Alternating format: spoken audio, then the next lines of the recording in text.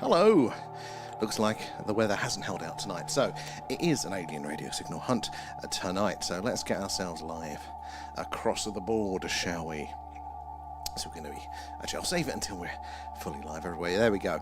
So we are doing an alien radio signal hunt tonight. We are searching on the hydrogen line. That is that yellow line at the top of the screen there. And it's the channel on the radio dial where scientists theorise that if ET is out there, that is the most likely place for us to hear a signal from them. Over the years, there have been a number of anomalous signals coming in from that frequency. How you doing, Lee? And Rio as well, already in. Good to see you in, and hope you're all well there. Yeah, we're doing an alien radio signal hunt tonight there. So yeah, over the years there have been a number of anomalous signals that have been very, very interesting indeed, most notably the WOW signal. They're back in the 1970s, but some very recent ones are also very, very interesting there. So that's what we're going to do. We've got a few interesting stars about to come in range of our dish there, so it's going to be interesting to see if that background noise changes. We've got some signals already there, but they are unlikely to be alien, more electronic interference for now, but we'll keep an eye out and see if that changes. Do say hello as well if you're joining us there. We're all good, Rio, we're all good. How are you doing this week? There, Carl's in as well. Good to see you there. Who else is joining us there? Spartacus as well, Philip, Apple user. How are you guys doing tonight? So we are searching for alien radio signals coming in from amongst the stars. We're using what is called software-defined radio, and that's just basically where the radio dish plugs in to your computer there, so you can see all the radio signals on the screen, and that's what you're seeing in front of us now there. That is that spectrum, that is the frequency range of interest there. So if ET is sending a strong enough message, we should see it nice on that screen there. You missed it last night. Oh, Rio, we were on, weren't we, for about half an hour, and then TikTok shut the bed, sadly. Josie as well, thank you for the likes. I do appreciate those.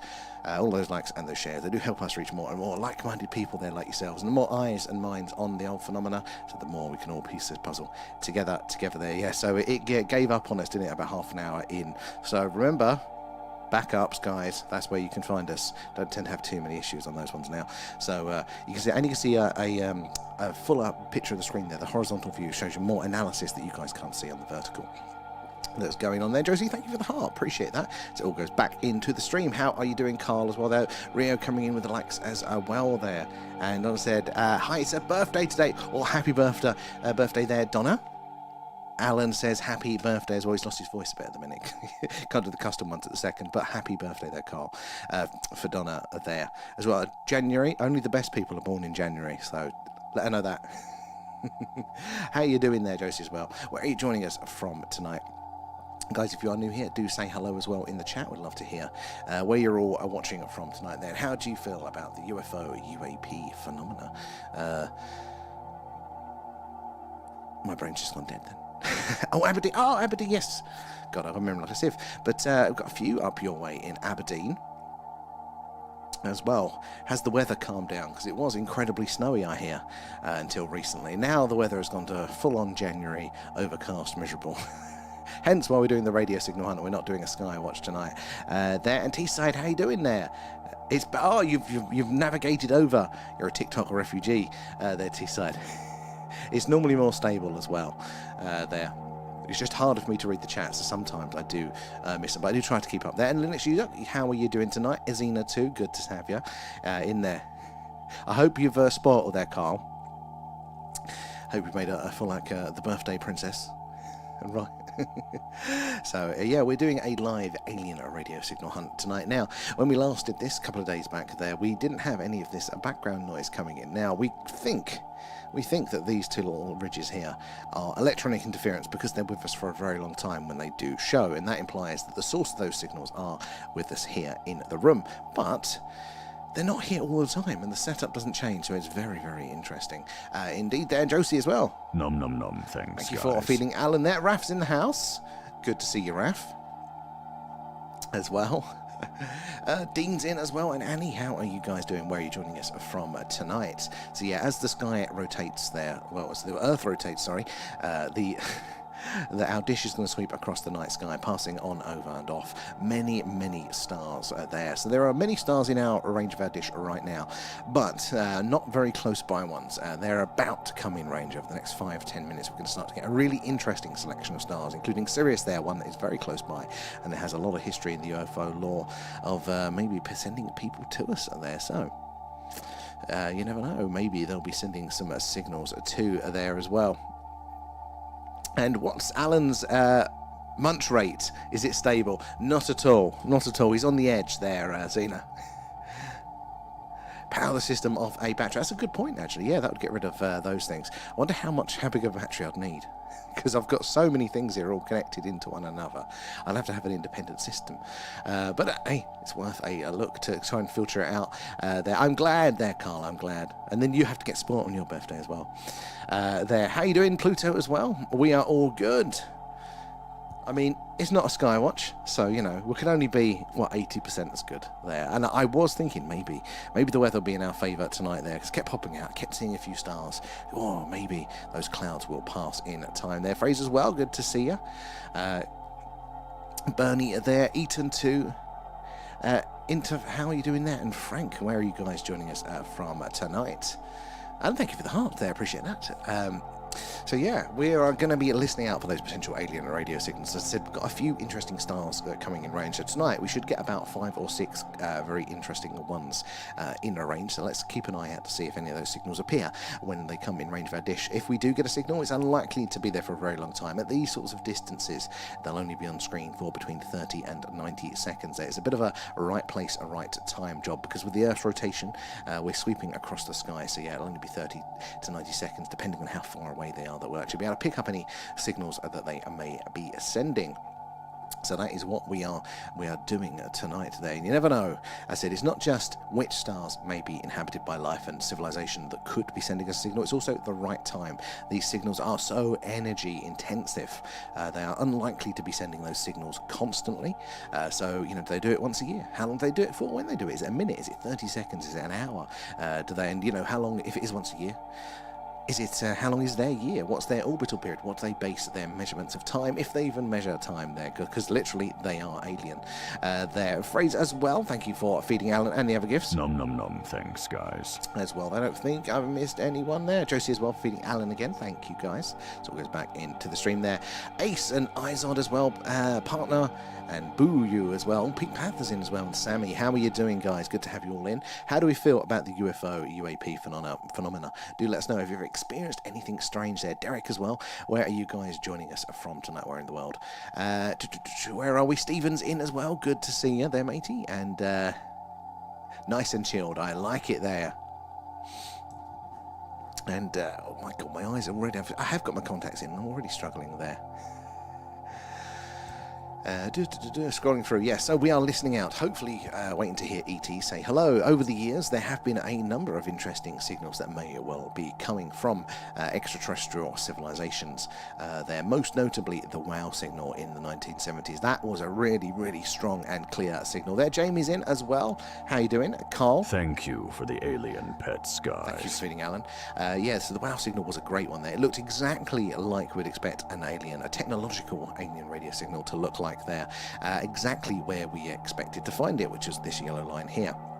This is the channel on the radio dial there that scientists think is the most likely place to hear a message from E.T., and is where we've heard those ones in the past. But there have been some others. I mean, back in the early days of radio there were some very, very strange signals that old Tesla and Marconi were detecting, and they couldn't explain. It's kind of hard because they, you know, didn't record much of the information for us to kind of look back on those. But in recent years, and I mean very recent years, like the last few years, there have been a number of anomalous signals detected, and I think they are absolutely very, very interesting and worth another look there. But they don't actually spend a lot of time pointing to the heavens, listening out for these things. You've got awesome organizations like SETI and whatnot, but you know, they're limited in what they can do and how long they can spend listening really to each star. So it's no wonder we've not got that second confirmation there. And Jamie, oh, it's been a while.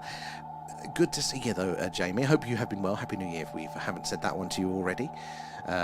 Where are we in Pluto? I'm up very early, so just popped on to say hi. And still pop up. Oh, Pluto, thank you for popping in there. No worries, always good to see you there. I hope it's not too early for you there tomorrow. Tom as well, thank you for the likes. Do appreciate those guys, those likes and those shares. They do help us reach more and more like-minded people there like yourselves, and the more eyes and minds we can get on the phenomena, so the more we can all piece this puzzle together. And DJ's in. How are you doing, matey? Sorry we missed you last night. But it looks like TikTok's holding strong for the minute. Anyway there. Imagine if you just randomly heard a loud scream on the radio waves. Oh, I mean, that would be haunting. I mean, scream or otherwise. If it was an alien voice, something that you wouldn't expect, even if it was speaking English, or if it was just tones. I think that would be really, really eerie, rather than just the sounds of the radio itself there, the static, the noises, the bleeps, the bloops. But if for some reason the aliens, use the same modulation that we do, and we could then listen to it here, because that's how radio works, doesn't it? So your car, your FM or your AM stereo there in your car, your DAB, we encode them, we compress them down to transport that data via the radio message there. It's not just a case of radio is like words. There has to be uncompressed and all that sort of stuff for us to hear it. So if we are to get a message from ET, it is unlikely to be a clear hello there, but it is possible. And I think, how insane would that be? So was it Signs, the film, where obviously the aliens were on Earth during the film? That's not a spoiler. Well, it might be, but it's a very old film now, so get over it. But they were picking up, weren't they, on baby monitors, the weird sounds of the aliens. How insane is that? And Tom as well, thank you for the gifts there. I do appreciate that. It all goes back into the stream as well. There. Let me scroll up here as well. The phenomena, Tom, exactly. I mean, this is the thing that, and it is a phenomena. We are starting to get a little bit more information, but it is still very mysterious. It is still very unexplainable. Even if we do say that it's little green men coming from other planets, how the hell are they managing it? We've got a few theories here and there, but I think phenomena is definitely the best word for it there. And DJ just come in. What's the spike and where the cursor is? So that looks like our interference friend DJ. Good spotting there. So that is a signal coming in there, guys. But I said the key is any signals that we get in have to pass a few tests for us to know that they are unlikely to be Earth-based signals there. We don't want to be getting excited when it's just somebody's Wi-Fi router or anything like that. And one of those signals is how long is it on the screen for. So I said, at these distances, between 30 and 90 seconds is what we would expect there, because with the Earth's rotation, you can imagine we're sweeping like a lighthouse across the night sky with our dish, but in the listening zone rather than actually emitting anything. But it is like a beam of a lighthouse of where we can pick up from. And because it's obviously a smaller sort of surface area there, at these distances, it'll only be 30 to 90 seconds that we'll pass over a whole planet or star system there. So yeah, that is one of the first tests that we do there. Stacey as well, coming in with the likes. I do appreciate those guys there. And Pluto, the 5 o'clock alarm is not too bad, but feeling under the weather, which is a weird phrase, as it's always above us. It's a very good point there, but 5 o'clock is horrendous. I don't remember the last time I've managed to get to sleep before 5 o'clock. That sounds awful there, Pluto. Especially when you're not feeling fully on it there as well. And a black swan event there, Tom, as well. So, this is in those rare events. That's what that means, isn't it, there? So, black swans, they're possible, but they're rare. And this is the thing, these events are still quite rare. But what's blown my mind in doing this stream and meeting all of you guys and hearing all of your experiences is just how not rare they are. I mean, it's still in the rare category, give it that. You can't just go out the window. But I thought it was a lot rarer than it was. I thought it was, these experiences, the range of them, because they do come in range, were reserved for, just the small number of people. But I think when that stigma goes, and we can fully express it, and we can just mention to people on the fly, oh, I've had this weird thing, I saw these strange lights in the sky, or whatever it might be that your experience was. I think we're going to find out around a third of the people we know have had some sort of encounter with the phenomena. I think it's been going on the whole damn time as well. And DJ as well, coming in with the likes, thank you for that. And that's what I think when I watch those ghost hunters, when they say, is anybody there? And they reply, yeah, Dave, now F off. I mean, like that, it does make me wonder when we overlap into the ghost stuff like that, do they understand enough of our language, depending on what era they're from there? But it's not just the words, is it? They might, understand the thers and the misters and the brothers and whatever, those general words there. But, they're not going to have much of a concept for a lot of our modern day stuff there, depending on which age range those ghosties may have come from there. So I always think that when ghost hunters are in the house there, they never explain enough of what is going on there for a ghost to have a chance of actually properly communicating back, though. Mr. Money's in. How are you doing there? Pluto as well. Thank you for the shares there. That film. And I think the secret government are sending out mind control thoughts there. Well, we know that they do it, even if it's not some sort of fancy secret mind control weapon there. We do know that they spend a lot of time on social engineering, don't they? You know, they have a narrative, whether it's right or wrong. I have strong feelings on that, but you know, they want you to take things a certain way, don't they? So they definitely do it in that way and have done for a very long time. And what did you want to know about ghosts?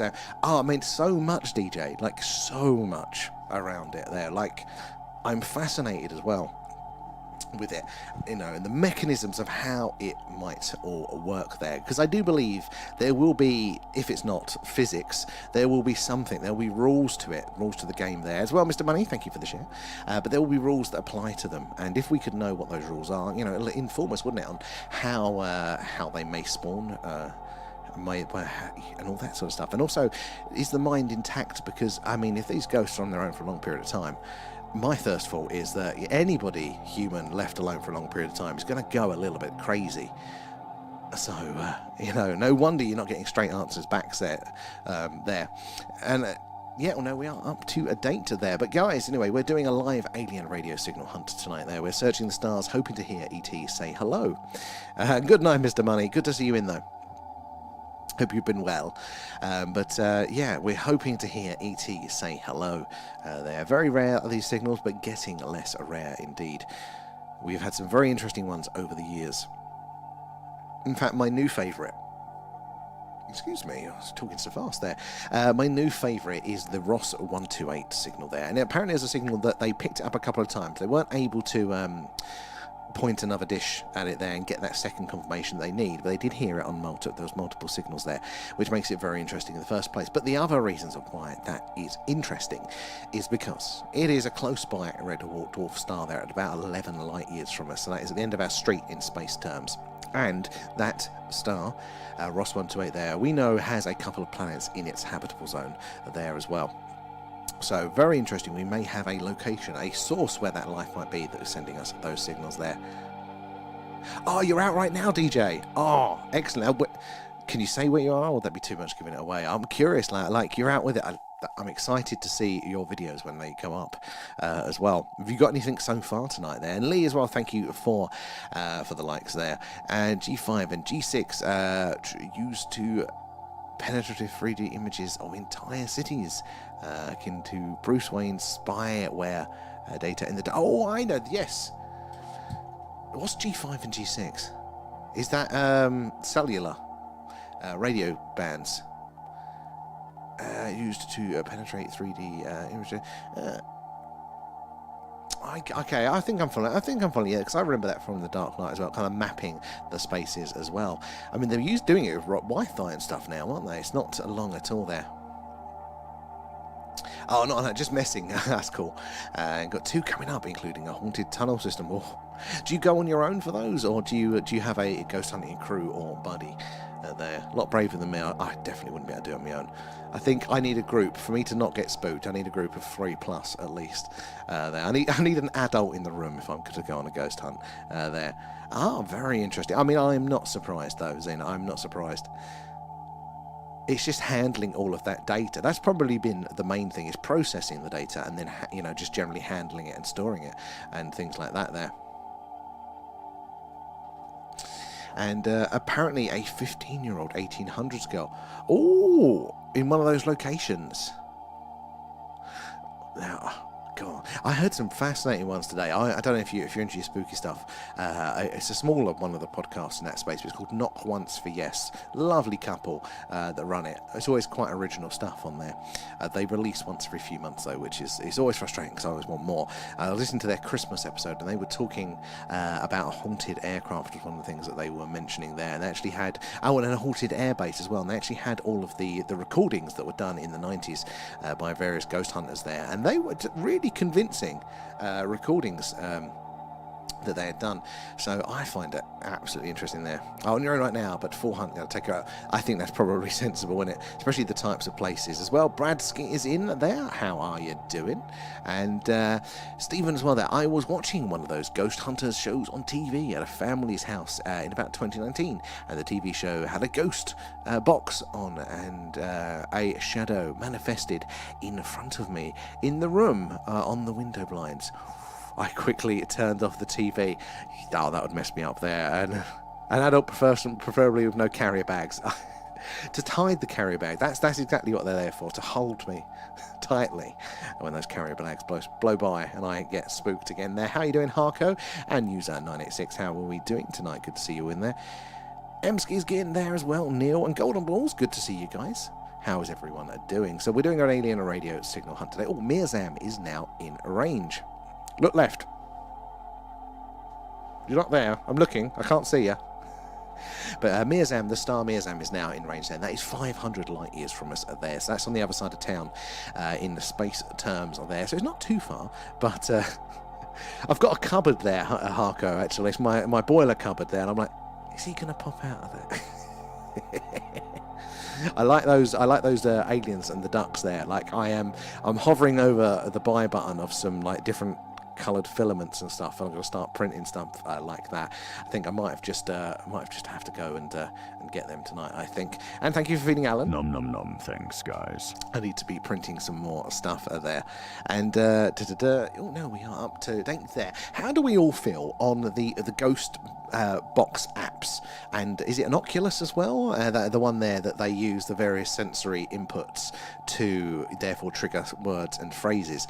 I'm really mixed on those. The first time, and I didn't know these things existed, and I caught some YouTube ghost hunters doing it, and I was like blown away immediately because it was the first time I'd heard like a complete sentence, and I'm like, what the hell is that? Is that coming from the radio? Completely, it blew my mind. And then I was a little bit disappointed to hear about how they actually work, because I'm not sure like how a ghost would know how to interact with that, like by default. Surely that's a skill they'd have to learn, like we do with things like that. And I think there's a lot of room for play on them as well. Like, am I just not trusting these things? It's too tempting to put in sentences and things.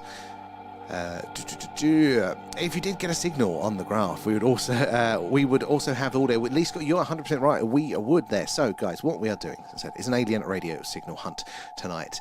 So we've got a big radio dish out there in the garden. It's pointed up to the night sky. So as the Earth rotates, it's sweeping across the night sky, passing over various stars, and hopefully one of them is going to have a planet with intelligent life, and they'll be sending a signal. And if those radio waves travel all the way over here, we should see it on the screen. And what you're looking at the top is these are the live signals coming in across all these different frequencies or channels, basically on the radio dial there.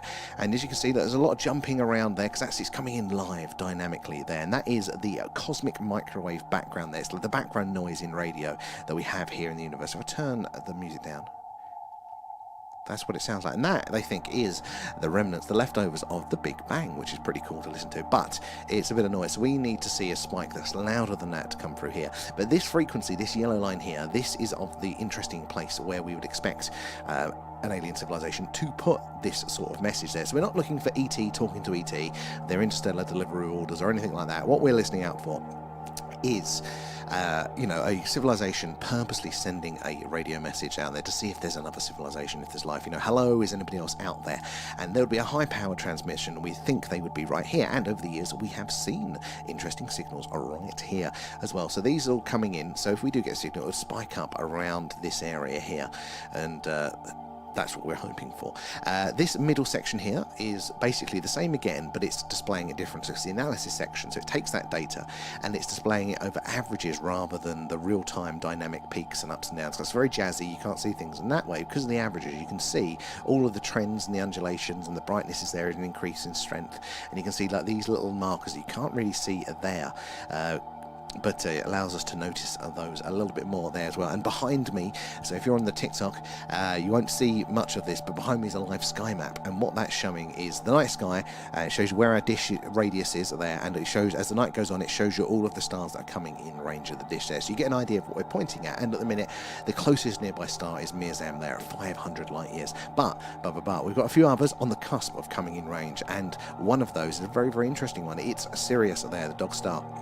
It has a long history in the UFO culture, lots of lore there, and it is very close by. So those odds of hearing a signal, in the same way that if somebody's shouting, the person that's closest to you is going to be louder there. So again, we have an increased odds of detecting something coming from Sirius there. So that's what we're doing. And again, if you're on the horizontal view, you can actually see. If you're over here, you actually see a little bit more of the screen. So when it rolls over into the radio one. Yeah, go look to the left above the little box there. You can see there's some audio analysis, and then to the middle right, guys, just over there, you can see there's the information about the stars that are in range there. So we're doing the analysing the signal, the actual audio signal in the middle, stars there and stars here as well. So there's a little bit more going on up there as well. And Brad, thank you for the heart. And mobile ghost apps are fake crap. I need to get the real stuff. I mean, they're pricey though, aren't they? And I'm still like, I need to know how something works before I can trust it. And I'm just like that in every part of my life. Yeah, I'm interested in it there, but I feel like I need to get hands-on and play with it a little bit more there. Let me have a look. What annoys you to high heaven? And so whenever I see those ghost boxes, I quickly scroll past. Because of that, that TV experience. I mean, I don't blame you there. You're going to get that repeat of that. It's not something you want, isn't it? And apparently those small torches you see them with as well are notorious for turning on and off. It's not switched if it's not switched off properly. I've seen those as well, yeah, and they talk about that's a possibility with it as well. There are some really good bits of kit coming out now. I suppose it's getting enough attention that there is a market for it all. But it is very interesting, some of the stuff that they've got now. I think, is it Ghost Stop? There's a website that sells a lot of that stuff. Really, really cool. Some of the stuff that they've got there as well. Is the frequency the ghost box uses is tapping into other realms. I mean, I can get behind that. I just like, because I'm basing it on what we know, which is our realm here. Like, I mean, how are they interacting with it? Do they, would they need a device, or would they need the skills to do it there? Because the way I see some of the interactions that they have, whether they're like, EMF or temperature, I feel like it's a very passive thing. Maybe how it works is if a ghost is physically there, it emits more EMF, will trigger the device. But when it gets more complicated with multiple sensors there that are meant to be forming words from it, I'm like, how does it know to I don't know, dance around it or do what it needs to do, blow on it lightly or something there? NASA creates the truth unit. Of course they're not going to do that one. Have a treat, Al. Thank you, Brad, there. Thank you for the alien pets, guys. That's a bit loud, Alan. And there I've got to the Spirit Wave app on my phone. Some of the things I got on it is amazing. When I first heard it, I thought, my God, that is a game changer. Like, it was crazy there. I just don't trust developers there. I have no experience with them. I've never even tried to. So it'd be interesting to do like a baseline test and stuff like that there. And Derek, it could be very interesting if you could detect any signals from the moon and closer to home. That's a very good point there, Derek. So we can bet technically, if you've got a strong enough transmission there, you can bounce a signal off of the moon because it is much, much closer there. So where is the moon at the minute? I think it's round the other way, sadly, for us, where we're based at the minute. Normally the earlier part of the month is when it's up high enough. There, but yeah, no, that's not a bad shout there. So I'm trying to think of, they talk about, don't they, a lot of bases may potentially be on the far side of the moon. So I'm trying to think if we would have a chance of detecting them, or are they facing the wrong way and effectively going to be shielded? But it could be very interesting indeed. There might be another little angle. We do sometimes do targeted ones. It's quite difficult. It's quite difficult because I have the dish just kind of fixed at a position that I know, and it involves me going on a roof with some spanners there to change it. But we did target a particular star once, and it was quite fun to target a one that the history of the star, all the information about it, all those statistical odds, and we chose Tau SETI, which again is about 11 light years from us, so the end of the street in space terms. And and it's also an interesting one because it's an Earth, I keep saying that, it's a sun-like star, Tau SETI. So it's close by, and it's a star very, very similar to our sun. We know that those stars are stable enough to host life, and we know of planets in its habitable zone there, and possibly even, I think there may even be super Earths is the current thinking of those, so like Earth, but bigger. So very good, a little place to search for the phenomena. And if you've seen, what is his name? It's not Skinny Bob. It's the video that was released in the 90s of an apparent alien being interrogated. Quite dark footage, released but leaked by a mysterious guy called Victor. There, and they see the aliens on the screen. There's no sound.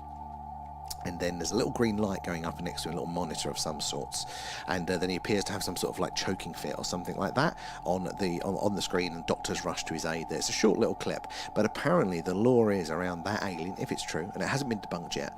It's not CGI, they know that much, and they also know that it's not a puppet. So God knows what the explanation is if it's not real. But yeah, if you know the lore around that one, yeah, that was meant to be from Tau SETI.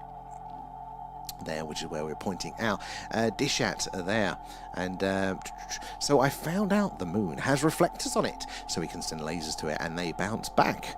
I've heard, yeah, they put them down, didn't they, during the Apollo missions there, so you can reflect it back, so we can get like precise measurements and things like that. Now that's one of the arguments, isn't it, for the moon being real, or the moon can, that we did go to the moon there, because apparently independent scientists can do it if you've got a powerful enough laser there. And Floofy, how are you doing?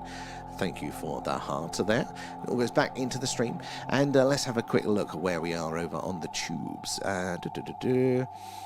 And Raf as well there. It's a why I like ghost theory. It's just them two, and they debunked anything as much as they can, and they don't use any of this flashy equipment. They don't use music to make it a bit more creepy. See, that is the thing, Raf. There is a real blurred line in the space, isn't there, between entertainment and investigation, and you can kind of combine the two, and I think entertainment is brilliant because it gets more people interested. It's that top level, isn't it, there? But there's a lot of that theming, and you got to be clear on what you're starting out with, haven't you, there? So ghost theory, I've seen a couple of those ones. They seem like good lads.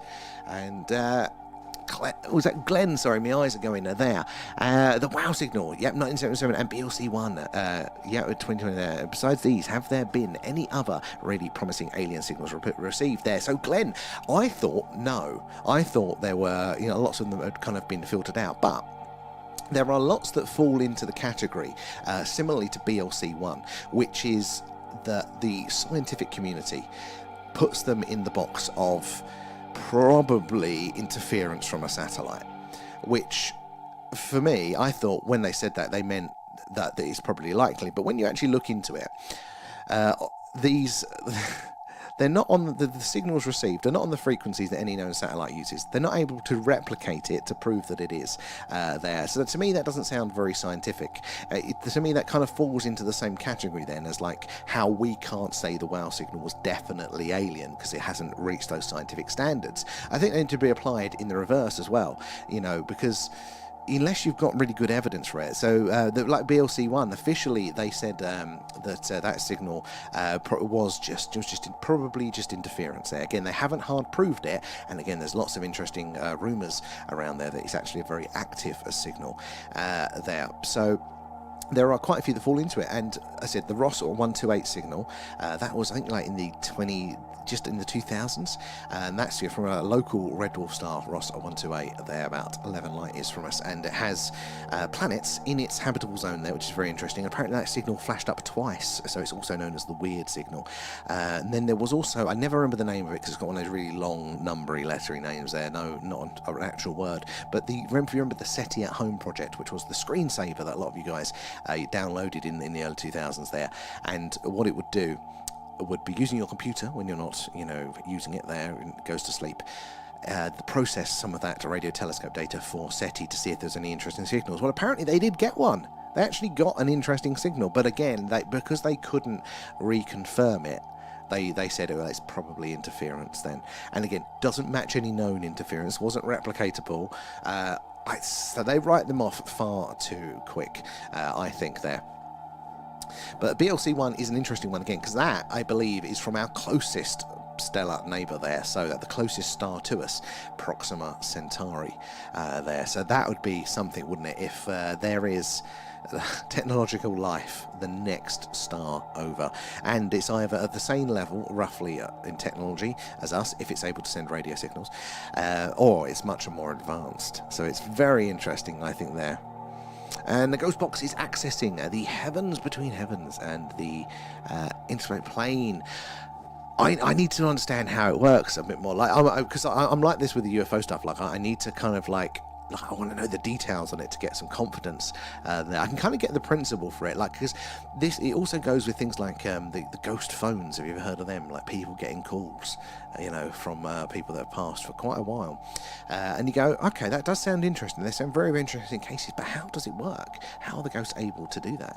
And there, got a cat? No, I don't have a cat. I've got birds. The opposite of a cat person.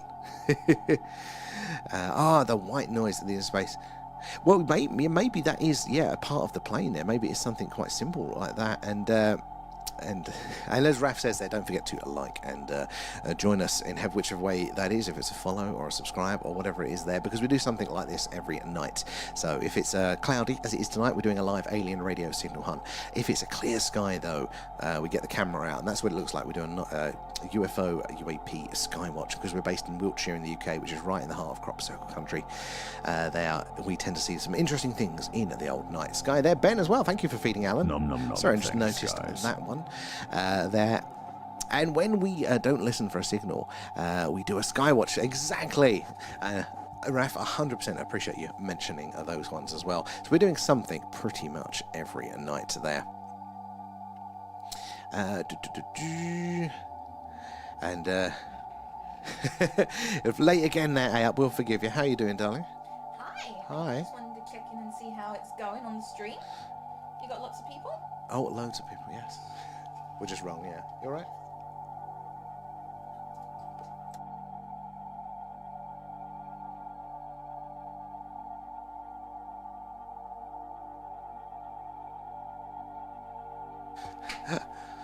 Service with a smile.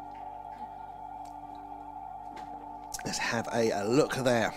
Yeah, but we'll forgive you there if you're tardiness, I hope you're well. And fish ain't real because you haven't got them in the spoon. What's that about? There. The only ghost hunt thing I won't ever do is a Ouija board. So I'm definitely interested in the other stuff there. But I need to know how it works, and I'm a frustrating person like that. Just ask the people I work with. Doesn't matter how many people know how something works. I have to find it out for myself. There. But you're right with the Ouija board. I was present for one. I didn't do one myself, but I was present in the room when we were at school once, and that was bloody convincing. That I don't even know if it's the sort of story I should tell, but that was very convincing. I'm glad I wasn't doing it myself there. B, hello, thank you for the heart. Was it expensive to set up the system? Lee, it's as expensive as you want to be. The actual radio kit, not so much. And I need to chase up the manufacturer, because they were going to do a competition with you guys. So I've got to confirm they want to do that, and they can give you guys a basic setup there. But yeah, not vastly to that. I've spent more on the streaming side of things. But if you want to know what you need, drop me a message. I'll let you know what we use. And Brad as well, what are your thoughts on the old footage? And do you think it's real? I don't know that one. Which footage is that? I have to describe it. I've probably seen it, but I just don't know the name of it, let alone pronouncing it. How are you doing though, B? As well there. I'll do the board, but never at my home there. No ghost in the house. I mean, I probably wouldn't even. Not after the experience I had there. Like, that was, I don't want to meddle. A spin-off stream, ghost hunting. Ben, I would love to. I would. There's already so many people doing a really, really good job of that. But I technically do have some gear to do that with. The issue I have is not driving. So it's getting to places like that. Pete did say he'd come to a haunted forest with us, so at some point we'll probably do that one. But how long would I last when I go fully a Scooby-Doo there? And Brad as well, guy zoomed in on a UFO and thought through a telescope, and you can see, oh, it's that. Is that one when it looks like it's the two beings in a cockpit of the UFO? Is that the one? Because it's over the waters of Greece. And if it's the one I'm thinking it of there, I mean, you don't know if it's pattern matching there with it, because it is very, very zoomed in. But like, oh my god, it does look like it, and it hasn't been able to be debunked, has it, for years? Like, it all seems to be legit. There was something there. That's Turkey. Yeah, that part of the world, not here. But yeah, no, that was fantastic footage, wasn't it? I'm skeptical of our interpretation of it. Not that it's not alien, But I think two things. I've not heard really in the UFO lore much about big windows where you can see the beings. Occasionally it comes up, but it's not a common trait. So it's not impossible, but again, it's not a common one there. And also, are you likely to see that silhouette at that distance in that low light condition? I just don't know if that's a thing. You know, are we just seeing a shape that we wanted to see within it? But the overall object, very anomalous and very, very interesting there. All I know is it started moving in a rainbow kind of way. Oh wait, what's the first part of that? I think we've missed the first part of that. B comes out and closes it immediately. Yeah, I think we missed the first part of that, but I assume it's about the experience with the Ouija board there. But it is very interesting on that one as well. And a very interesting app, the articles, you know, that you posted about to the alien mummies, the update to there. Now that was a roller coaster for me watching that one, because I was very, very convinced by them initially when I first in the news, and then we saw some of the work that a lot of people have been putting into it and go, actually no, they look interesting, those scans are very interesting.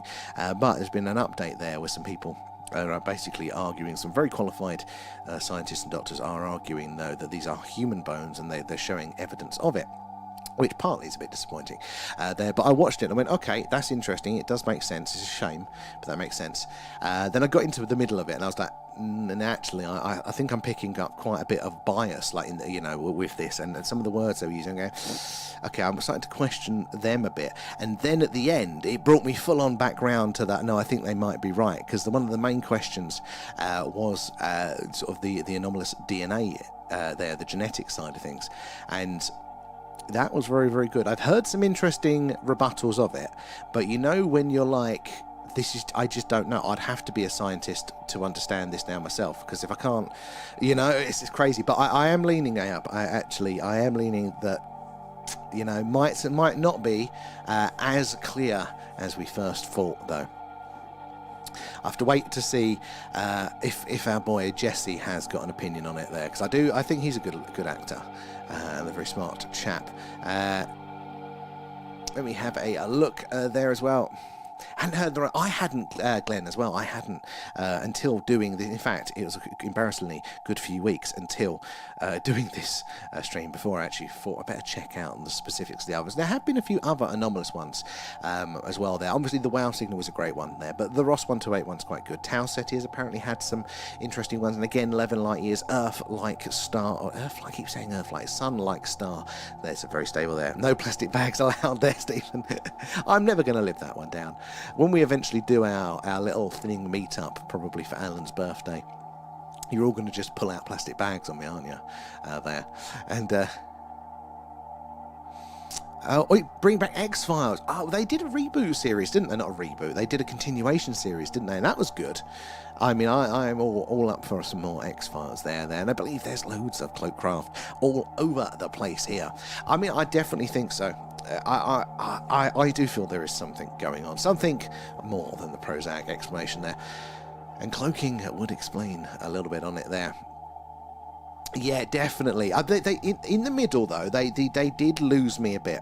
They did lose, and I started to go, how much of this is just interpretation on their end of it, like that? How 100% accuracy? What is their accuracy like?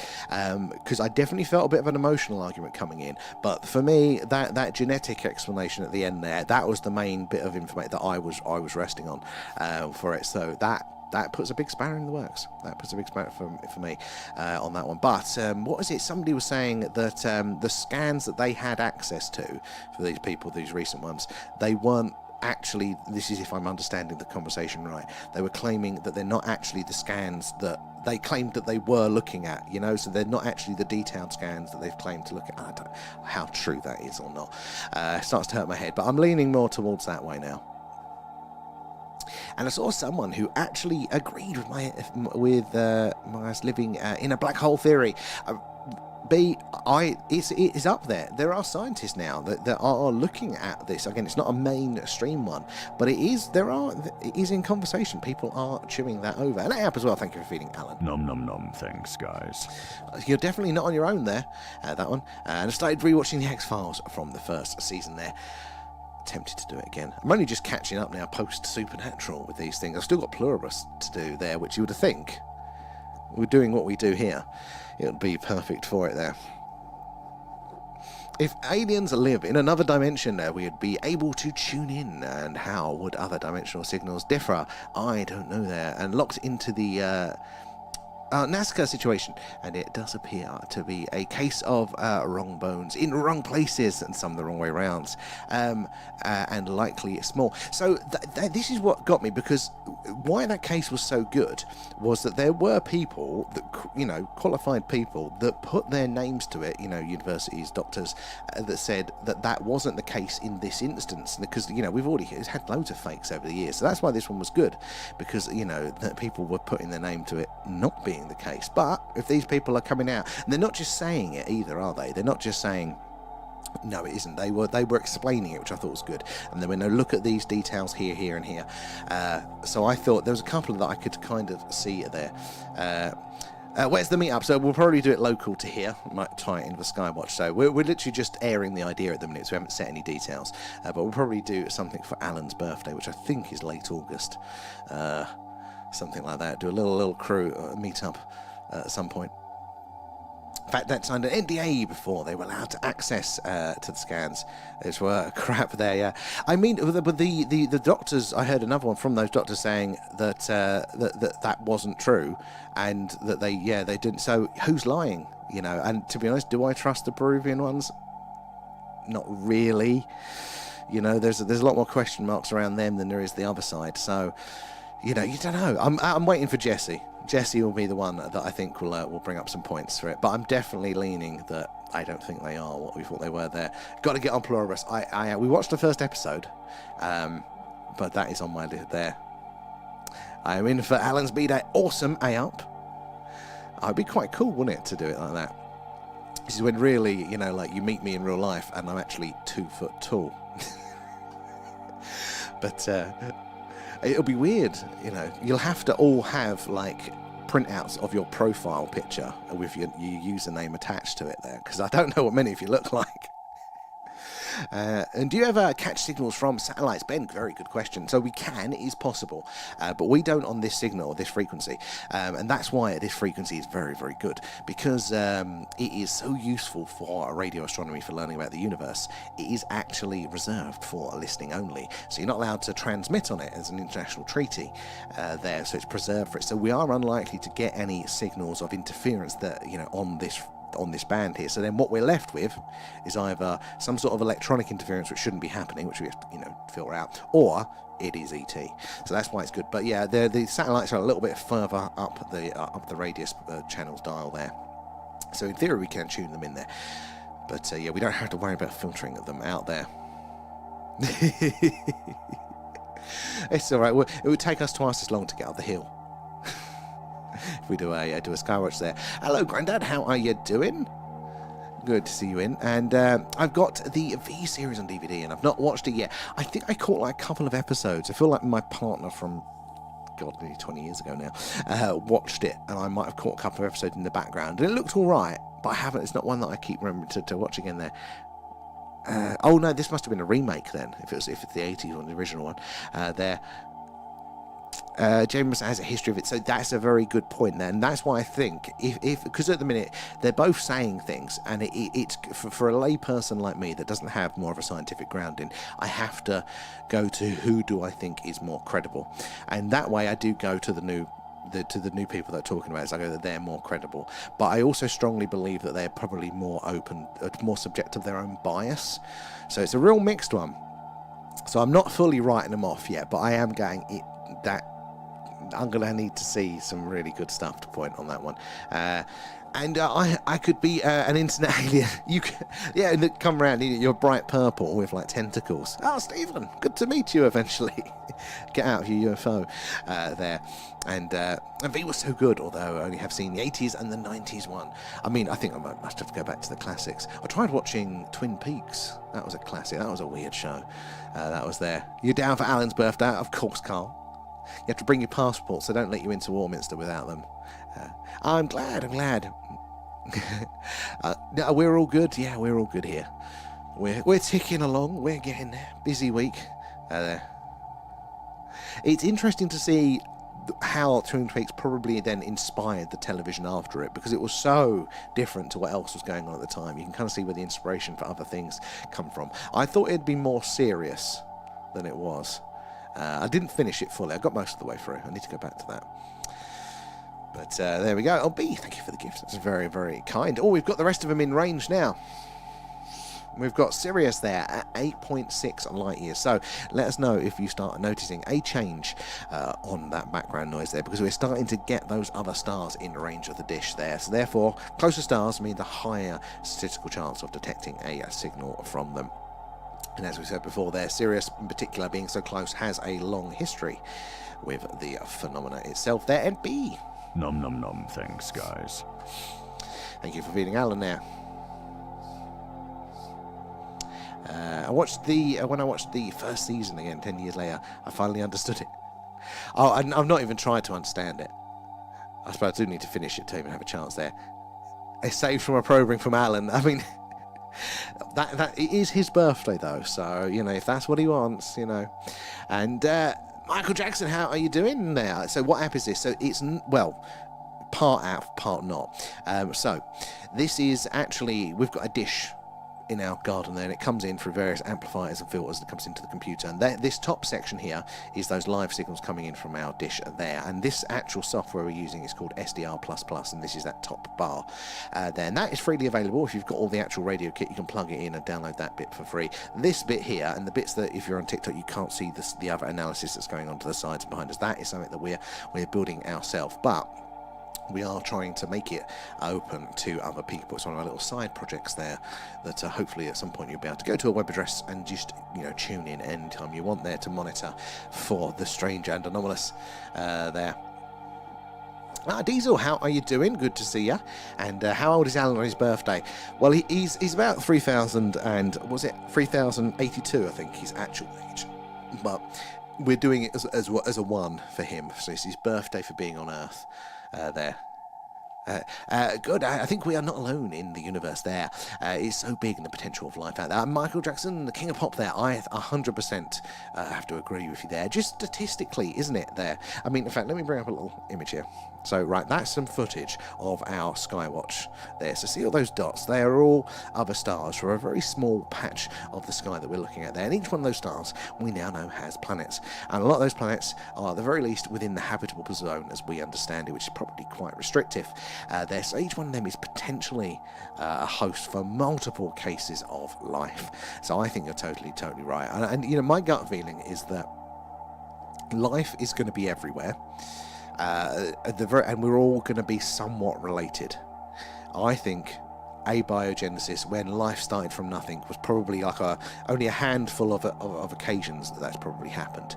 But the dominating one has prevailed and mixed in and jointly mutated, you know, across the galaxy there. You know, planets and stars have sneezed on each other, and life in a basic sense has been spread everywhere. So I think that's how it's going to go. That's what my gut, in an uneducated way, is telling me there. Definitely bringing some Vaseline there. It's 3,082, yeah.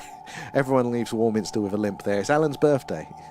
Actually, he should be getting the bumps, shouldn't he, of the probes on his birthday. And I don't. Yeah, I think they did. They tried to, didn't they? That they released a season or something. Don't know if it was very good. And I had one of my experiences in a book without realising it until years later. It was on a train in Liverpool Underground, and I think I mentioned it before. It was the Tom Selman, the Haunted Liverpool book. Oh, maybe.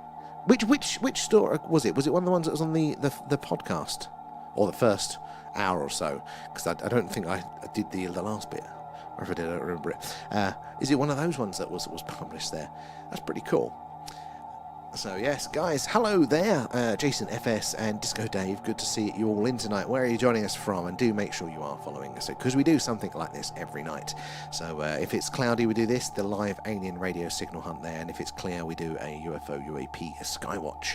And because we're based in the heart of crop circle country in Wiltshire in the UK, we see a lot of strange things in the sky.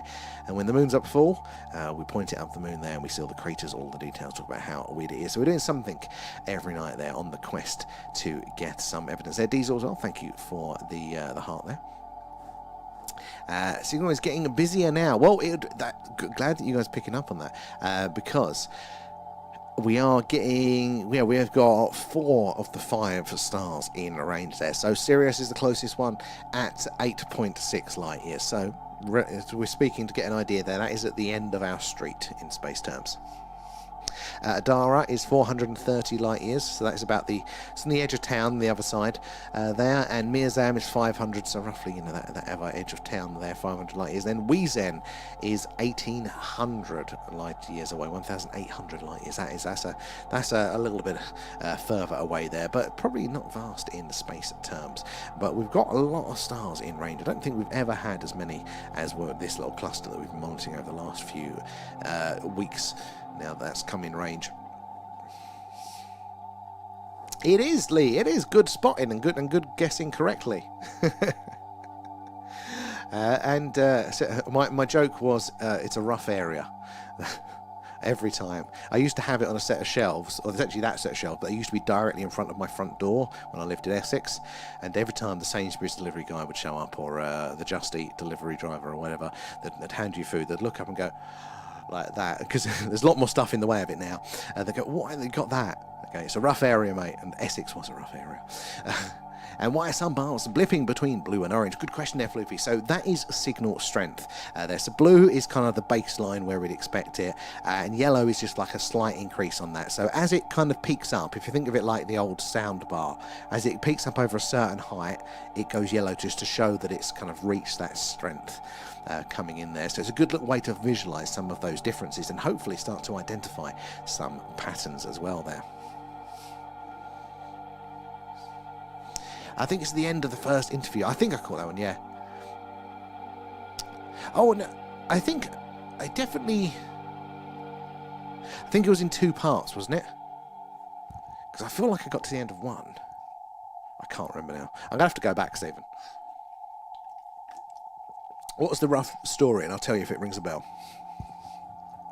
I mean, nothing's going to beat the Red Room there as well. Yeah, it's a good question there, Floofy. So that is how it's working there. So what we really want to see is we want to see them go red. So if they go clear up, I think it's above this sort of line here, that is a clear difference then relative to the background, which means it's probably a signal source there. But there is, when was it? It was, I heard it recently on some scientists talking about Tabby Star. So if you've ever heard of Tabby Star, this was one that was theorized to potentially have a Dyson sphere around it. So in fact, let's go all the way back. Let's explain Dyson spheres there. So Dyson sphere is a theorized way that a very advanced civilization would collect energy from its sun, and basically they would build a sphere around their star, a Dyson sphere, to basically just absorb all of that energy as it's coming off, the heat, the light, everything there, and to use all of that energy for whatever their needs might be. And this theorized Dyson sphere, obviously we would be able to detect something like that at these distances there. So if one is being constructed, you know, what you'd see for your telescope, you'd see a star, and then it would get slightly dimmer periodically as well. And there's a few other traits, but if that happens, then that can be a candidate for one of these Dyson spheres, or a Dyson swarm, which are basically like a satellite network, but all around there. So not fully encasing it, but there definitely are lots of things harvesting the energy directly from those stars. So yeah, they're one of the things that are called a techno-signature. They're a sign of technology being used that we can use to then go, we think that's aliens. And there are actually quite a few candidates for these Dyson spheres. It's a whole other area where you go, I thought we would have all known if we had these anomalous stars. Where's all the evidence, they say? Well, it's still up there. But yeah, so the Dyson spheres are this theorized thing, and Tabby Star was one they got really, really excited about there, because it really looked weird. It really looked like there was something like this going on. And I think they may have proved, I've not looked can't remember fully, but they may have proved that it was a particular type of dust cloud formation that's actually causing the dip. Yeah, so the dip there in it. But when they were talking about this, what they were mentioning is that, they were, when this was all excited at the time and they were monitoring this star, I mean, even the radio telescopes were monitoring, listening out for radio waves and things like that there. But it wasn't just the clear signals like we're listening out for tonight. It was also the idea that maybe just that general background would be louder, because as a byproduct of technology, like the problem that we have on Earth with our dishes, we're picking up all of our own signals here, so even if it's not clear, it's just a generally noisier place there as well. So that's one of the things that we can look for, a general increase in that background noise as well there. And Zodiac, how you doing there? Good to see you. Oh my. There we go. Where are you joining us from tonight? And over on the tubes. Oh, it's the train one. You know what? I don't know if I have for that one. I'm going to have to do it there. And UK Medic, how are you doing as well? Where are you joining us from tonight? Good to see you. I was on the M1, M11 motorway near Cambridge. Yeah, familiar with that. And I saw a bright light in a field that suddenly shot up into the sky at incredible speeds. And then it disappeared. Reported it and got told it must be farm vehicles. Yeah, because they do that regularly. So, UK Medic, that's a brilliant sign. Whenabouts was this? Because that is the thing. There are certain things that cannot be done by prosaic things. So one of them is that speed there. Like, we can calculate the speed. Our technology just does not do that sort of thing there. Yeah, sunny Essex, that's where I'm from. I'm not there now though. But yeah, so very familiar with that part. But yeah, those sorts of behaviours like that, immediately you go, that is goddamn anomalous. Was it a recent one? It was around 1990 and just before the Gulf War, and I researched it, and apparently it's shown itself to other people before. Okay, no, I definitely need to check that one out then, because that does look like a fascinating one, Stephen there. When you know, you know. Am I meant to know? Oh, is it, right, it's either Harco or Agent X. It's one of those two. What do you mean unstable?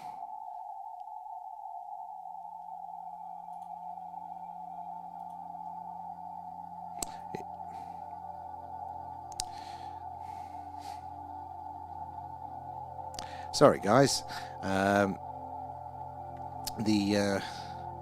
TikTok's having a bit of a sulker there, sadly. Oh, 2010. And I was on my way to Edinburgh's.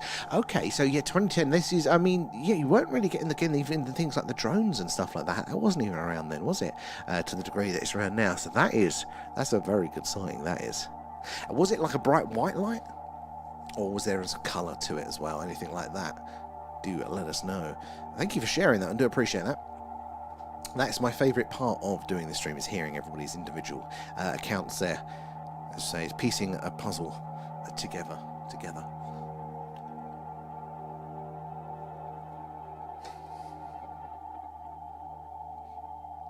Busy there. So we've got Sirius in range there, 8.6 light years. That's a very close by one. But Sirius, as we've mentioned probably 1,000 times before, is a very interesting star indeed, because I think it's the Dogon tribe in Africa.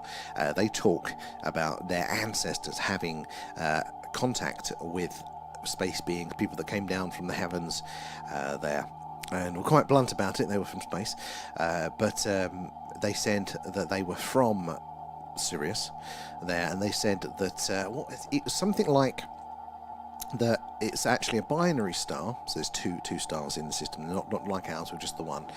A binary star, and it's either the second star's on a 56-year orbit, or their planet's on a 56-year orbit, something like that.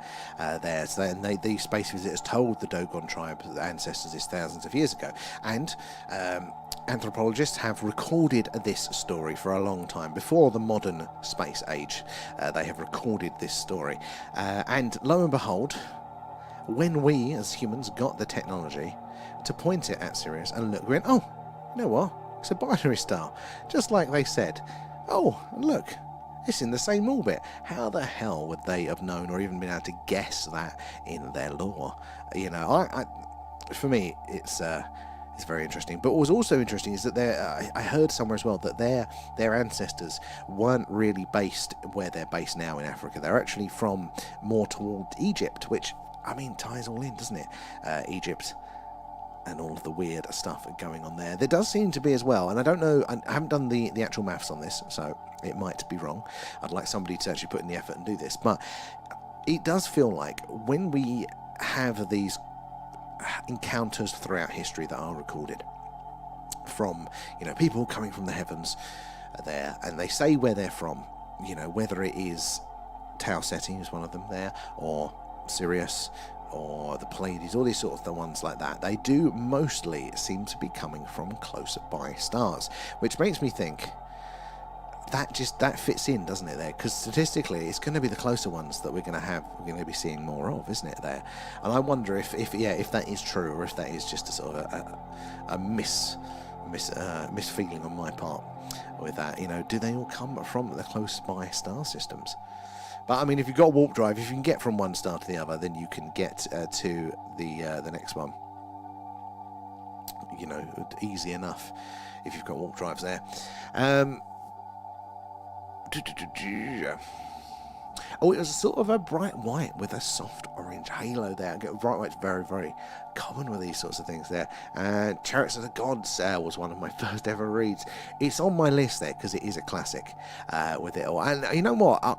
The more we actually look, the more we're hearing now. I mean, I've been very cynical of religion in my time. I wasn't really brought up in any particular religious way, and I'm not exactly massively religious now, but I am finding a new appreciation for most of them, because if you go back to those early texts, and if you take away the human interpretation there, you know, what they've used, the language that they've used to describe what they're seeing, and go the comparisons, you know, if you ignore the comparisons there and some of those, look at the core facts and what you're seeing. Lights in the sky, you had an interact with this big bright object, and now you're dying because you've got burns, you know, or little people taking people away. All of these things, they do fit in, you know, with the modern UFO culture, doesn't it?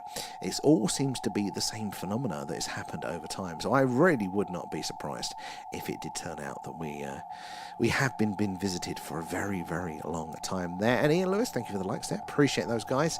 Those likes and those shares, they do help us reach more and more like-minded people there. Getting more eyes and minds on the old phenomena helps us all piece this puzzle together there. And Ben as well, thank you for the heart there. And in the 80s, I remember hearing a very loud, strange mechanical sounds at the back of farmland. I've heard that sound since then on YouTube, and it seems to be coming from the sky. I believe there was a base. There have been reports of anomalous sounds. I remember there was one in Bristol, which is not too far from us here. The Bristol hum, they called it there. But you've also had, you know, the trumpets as well. People they've interpreted it as battles being replayed in the clouds and stuff throughout the years. And we've just been out to put the bins down. It's crystal clear here. So out if you missed. Oh, A up. Jealous. It was meant to be clear here. It's still not playing ball. And I mean, why don't they visit us now, though? I mean, they may do. This is the thing.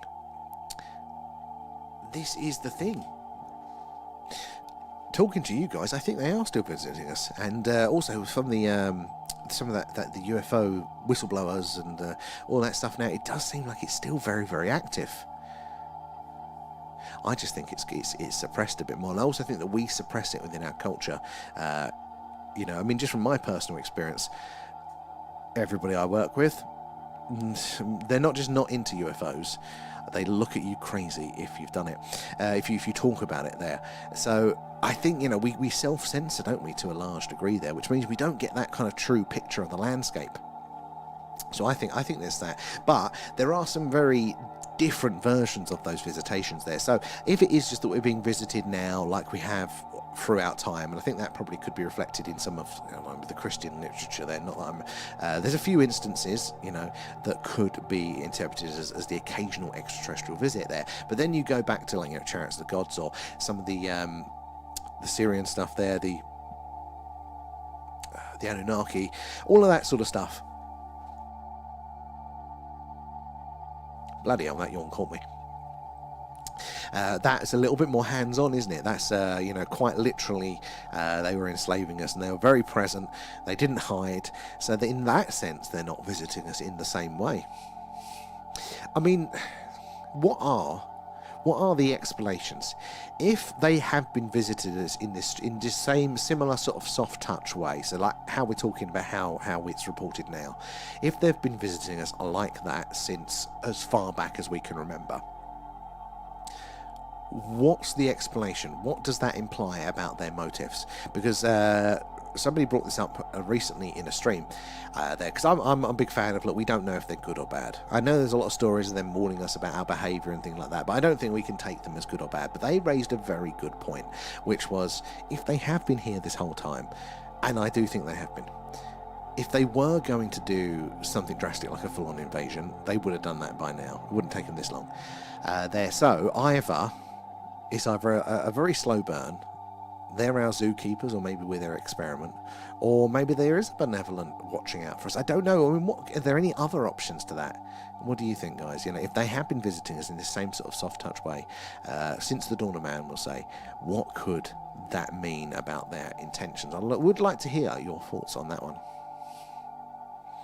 And I'm sure a lot of our tech has been reverse engineered from alien tech. There's a good list, isn't there, of things that have apparently appeared without that full technological development build up to it, because normally, there's a lot of people working on the same sort of thing. There's a few prototype versions and stuff like that, but every now and again something comes apparently out of nowhere. And off the top of my head, again, I don't know how true these ones are, but I think Velcro was mentioned one, fiber optics, lasers. There's a memory metal as well, isn't there? And the memory metal one's interesting there, because that's what people talk about a lot with the old Roswell story, isn't it? The very lightweight, thin metal that if you crumpled it in your hand, would just spring back there. And they have, I think it was at Battelle Labs, one of the American labs, they did actually engineer a version of that. It wasn't as good, but they have that. And what's very interesting is that is a lab that has been, it's a government lab, and is heavily associated with the UFO reverse engineering phenomena. So it's come from the place we'd expect there. But the guy that's one of the scientists that's on the patent for that memory metal, he came out and said, yeah, we based it on recovered stuff from Roswell. Like, he came out and said that. So interesting there. A secret base at the back of that demonic house in that farmland. On the day I got the urge to take photos at the sky, one day barrage did, but wonder what would come out on the camera. Oh, what did come out on the camera? Oh wait, one day. Did you manage to get some, or that? Oh, never did. Oh, it never did come out on the camera. That's always frustrating. Now, that is the thing. Is it because it's manipulating technology? Is it because it's something that's going on in our heads? Not in like a hallucination way, but it's bypassing that in a sort of a telepathic way there. And a lot of the alien type films we see are designed to make us either accept or deny alien existence and to soften the blow. Brilliant way of putting that, because yes, you do it a lot better than me there. But we talk about this a little bit, don't we? That Hollywood is used to seed an understanding without giving us the facts and the full disclosure. They kind of seed the ideas to us to give us a bit of a softer landing, some informational structure to if we do encounter it, if there is a drastic hard disclosure. Then, Kate and Ben. Nom nom nom, thanks, guys. Thank you, Phoenix Allen. Hello, Kate. But there's a hard disclosure. There is some information for us to kind of fall back on there. And I heard once, again, I don't know how true this is at all there, but old Spielberg is one of the people that has been, cited as this. And if you look at his catalogue of films and you look at some of the details, you can kind of see that does align with what's coming out now. And so we're very excited for the new Spielberg alien film Disclosure there that's coming out in June, I think, this year. End of June at the minute.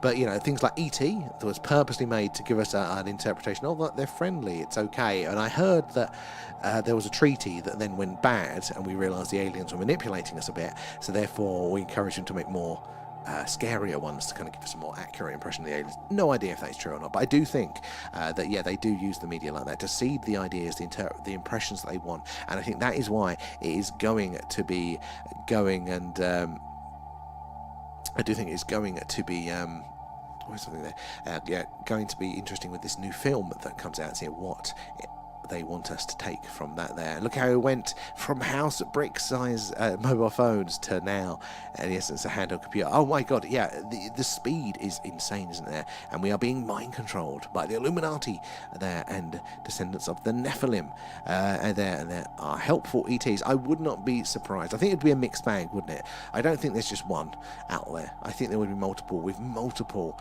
opinions on it there. Don't worry about typos, Stephen. Never worry about those.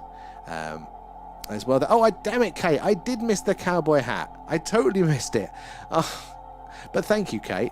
Sorry there. I was off on a ramble. I was in my own little head there. Sorry there, Kate. I'd appreciate that though. Keeping Alan in line. But yeah. The TV series V was a kind of warning. Oh, I do need to. This literally came up earlier. Was talking about the TV series. Well, I think it was you, Stephen, that's mentioned it, wasn't it? And A up there, and yeah, I've got to put it on my list there. The early one there. But that's a great way of doing it without necessarily scaring the population. A way of giving them the information that they would need should something, go across the line. Listen to the intro. Thank you, and hello, Kate. And me prattling off about all of those sort of things. Is there any change in the background noise? Doesn't look like it from my end, but maybe you guys can hear something different there. But yeah, you do wonder what the different agendas could be. Is one stopping the other from doing it there? I wouldn't want to accept. I am definitely, I wouldn't want to side either way. If somebody come to me and definitely said, look, the aliens are evil, we've got to take them out, I'd be skeptical. And if they turned around and said, look, the aliens are all good, we need to lay down our weapons, I'm very skeptical of that there. I think there will be a mix there, and we have to treat it like a big wide, it's going to say world there, but a big wide galaxy with lots of different variations on it there.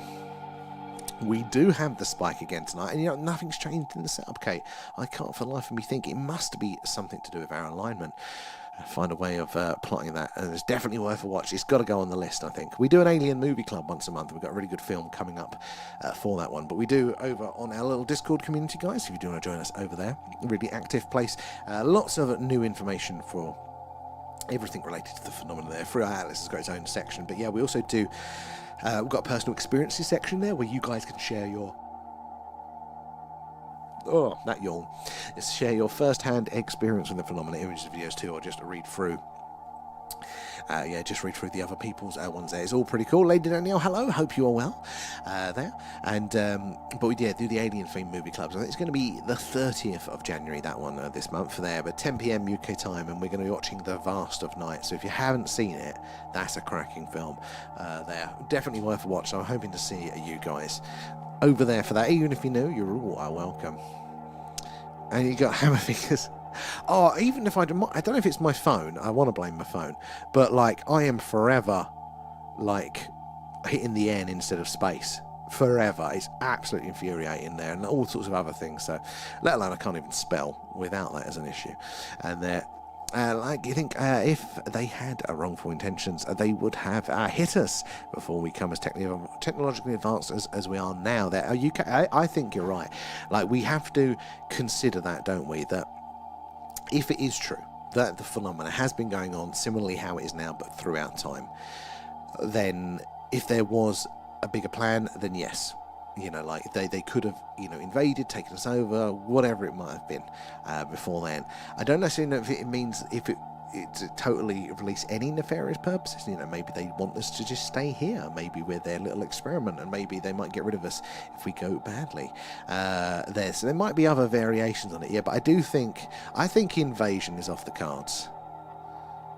Pretty much, And I also don't buy.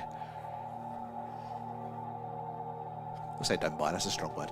I'm less on the road of there's a big mothership coming towards us here, because if we accept the phenomena that we're all observing as going on, that there is already somebody here already, why would a mothership take a lot longer to arrive? So I don't think on that one as well there.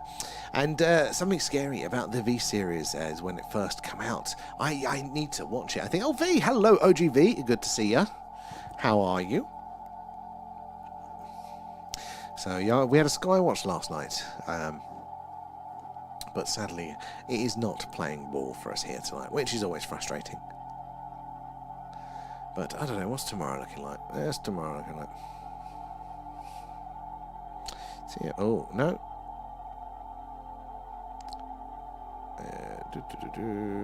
No, wrong day, Sam. Wrong day. Wednesday. No, rain.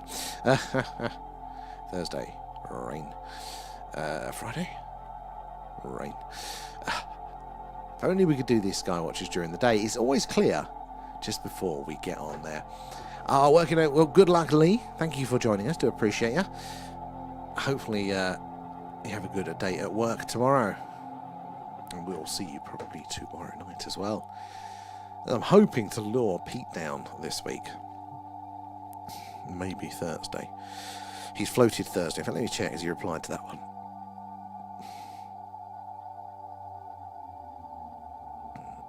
Yes, Thursday. So it looks like we can do some gaming, but we'll probably do Kerbal Thursday.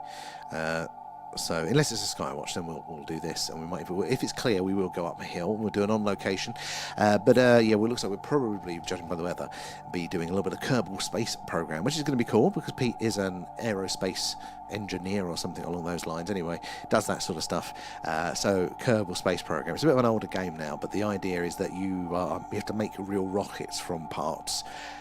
And physics is a thing, so you have to get the rockets right, you have to get the fuel right, you have to get the orbits right, and all this sort of stuff. And you send little people up there, and you can lose them as well. So it'd be good to see if his actual real-world engineering background allows us to build a successful rocket there and get some people to the moon or whatnot. I'm sure it'll go terribly for that one there. And to your left, we have the Earthlings who keep trying off each other. Yes, to off each other. That's natural. Animals do at the time. My birds do. God, if we did, they weren't in cages, they would have killed each other. And Ben will be streaming here, so we should be, is the answer to that one. We very much should be. But just in case, and again, if it's a better view anyway, those ones are there, and it's always a good backup just in case TikTok is throwing a sulk, which it does surprisingly often. And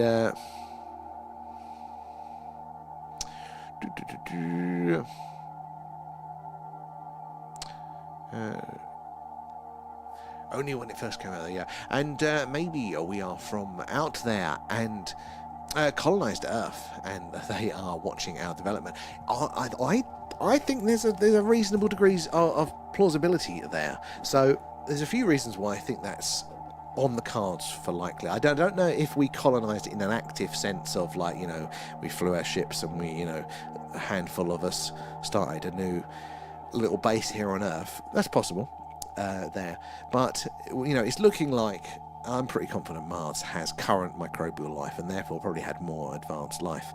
Venus too. So again, I think life can survive out there, and I think how it's doing it is probably panspermia. The planets are sneezing, sharing the rocks, and those microbes are transferring, you know, from planet to planet, and life is seeding there. That seems incredibly likely. And now, Mars was habitable, in fact, very habitable, billions of years before Earth had even cooled down to be capable of hosting life. So, you know, there is a good chance that life started on Mars and then was sneezed over to here on Earth, and then you know, we kind of took an earlier form of us, you know, took here on Earth.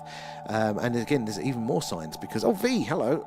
Nom nom nom. Thank you for feeding Alan there, and thank you for the other gifts. Appreciate that. All goes back into the stream. And Brad, did Alan thank you, Brad? Thank you for the alien pets, guys. Yeah, and also some scientists recently looked at the evolutionary steps from getting to that really, really simple single-celled life to multicellular life, and to, you know, where we are now, and kind of basically counted how many steps and how long that would have taken in time, roughly, for that evolution to happen. And when they did the maths, there has not been enough time on Earth for that to develop, but they're conveniently.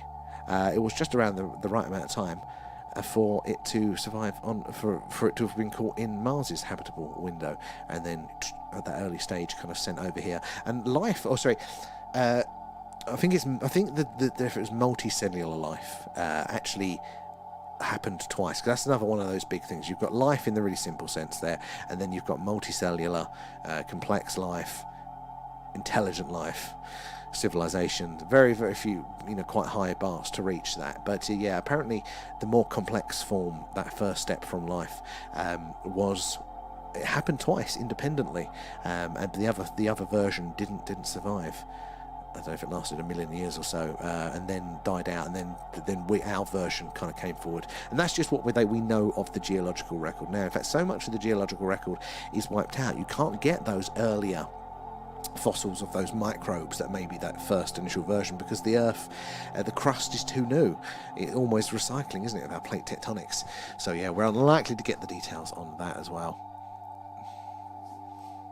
So I think there's a lot to that one, UK Medic.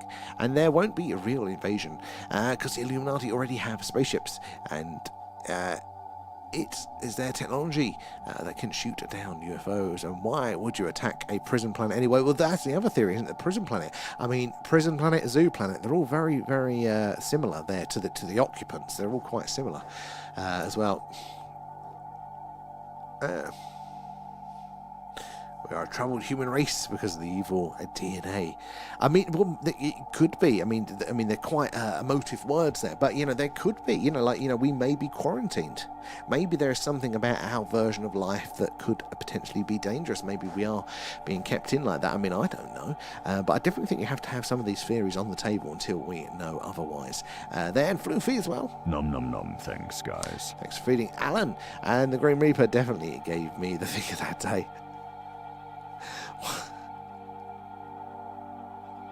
I like that. And I will promote your channel on my channel so we can get you a bonus site. Oh, I do appreciate that, UK Medic.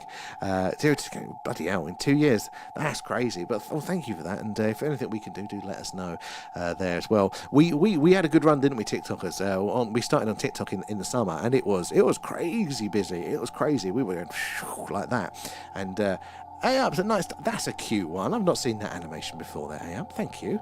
It's very kind. Yeah, we do crazy, and then September here, and we're like that now, so it's a bit quieter, but it does mean that we can actually have a little bit more detailed conversation, because the downside of how busy it was, guys, if you remember, I was always 100 messages behind, and oh my god, it was nice to meet news people and hear their stories, but oh my god. Like, at least this time we can actually get through questions in a reasonable time frame there. And it wasn't, it wasn't for Alan's smile. He'll take it as that. So we do appreciate that, UK Medic. I'll have to check you out after the old stream there. And Stephen as well, some people have the evil gene more than others. And I believe it can be lessened. They used to do that in ancient times. There, and latest, Raf, good to see you. The more I hear about genetics, the more I don't think they know what they're talking about. Not you, Stephen, the geneticist there. I think they've got the grasp of the mechanics of it, but I don't think they've got the overall structure with it. There's a lot of things that go, yeah, right, well, genes, basically will cause this, and this. Okay, have you identified the gene that does this, and this? No. Okay. I think they're on a string theory with that one. Not that genes aren't real or anything, but I think there's going to be a bit more room to play for those side of things. But yeah, that just reminds me of what you were saying with that thing up about the aliens that we mentioned earlier there, talking about the genetics there. Very interesting. There's potentially a disproving of that one, sadly. Thank you for the likes there, Brad. Appreciate that. All goes back into the stream as well. So if we got all five, we've got all five in range now tonight. So Aludra is in range as well. I have no idea how far Aludra is. In fact, let me Google it, because it always comes up and I don't get the details on that one.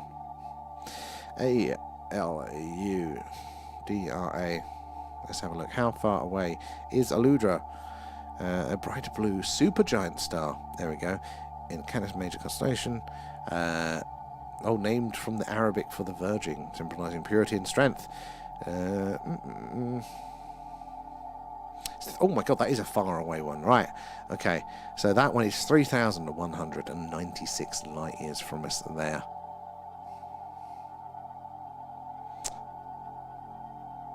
I wonder if we know any more about it there. That is a far, well, not that, I mean, space terms go hundreds of thousands, can't they? There.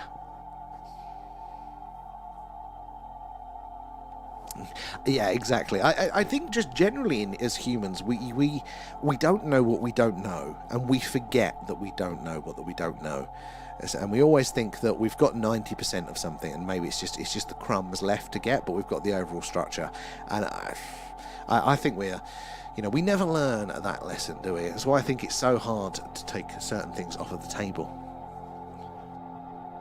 I mean, it's fair enough to take something functionally, because I think in your day-to-day life you have to treat certain things as true, even if you don't know, the 100% on it.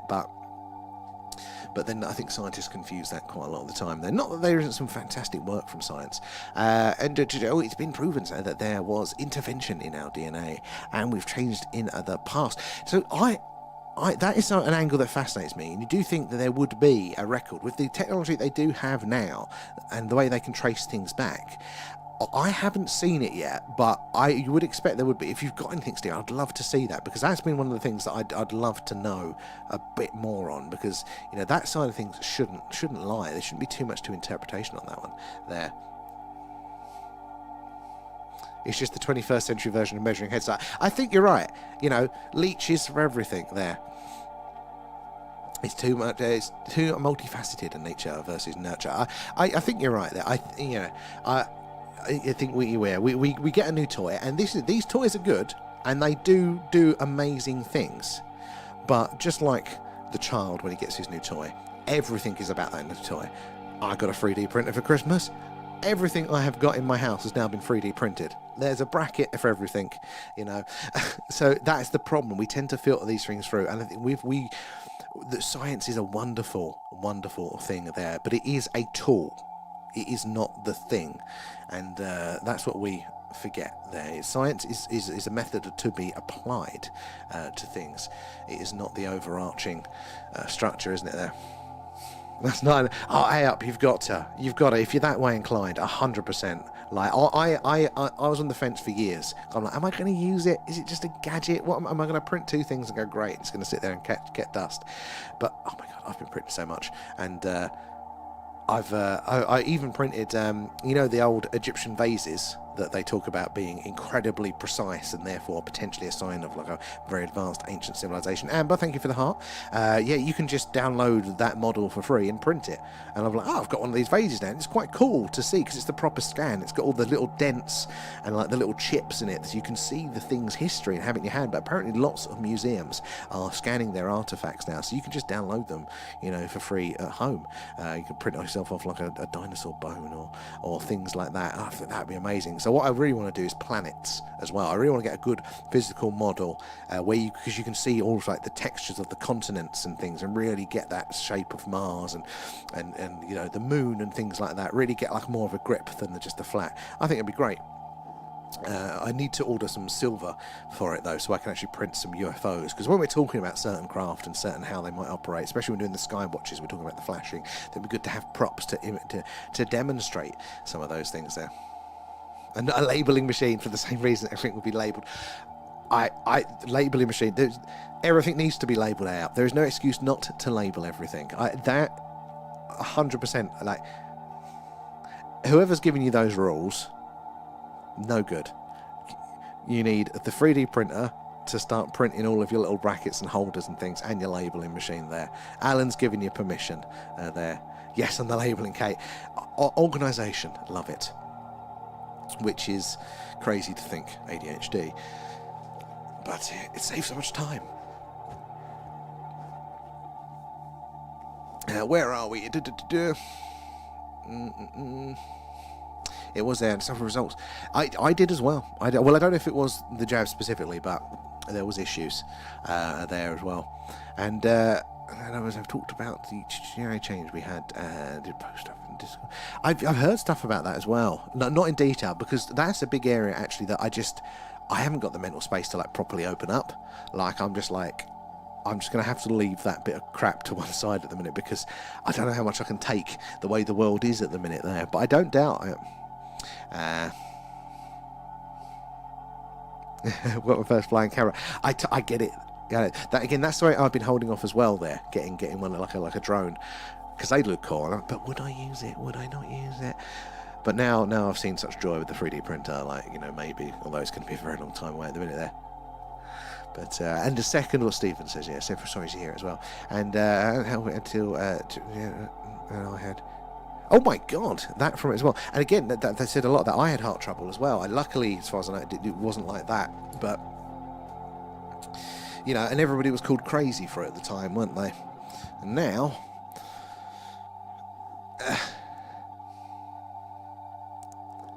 but then I'd ignore the labels. No, Kate, you've got to listen to the labels. And what have I got this late? I can't lift it up here, but my little audio mixer, all the channels are labelled. All the little buttons are labelled, yeah. I haven't, all of my boxes are labelled. I need to get some more boxes for the shelf there, because I've just been using odd ones, but I want to get all perfectly matching ones, so they can all be as efficient as possible there. My daughter would disown me. His friend says, yes, I need a rational brain. He goes, no, you should come round to it when you start 3D printing some awesome things. That's the thing, you can now print people gifts. And my to-do lists are no good unless I have a brand new notebook and a set of pens to write the list. Oh my God, Kate, I feel you there. The problem is I used to get a stack of notebooks. But I don't know if you want like a justification, right, Kate? I'll just see if I can wheel over here.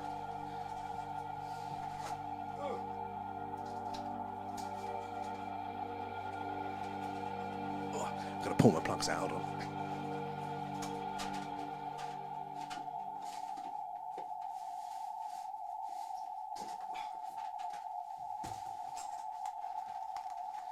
If you want to have a notebook off, Kate.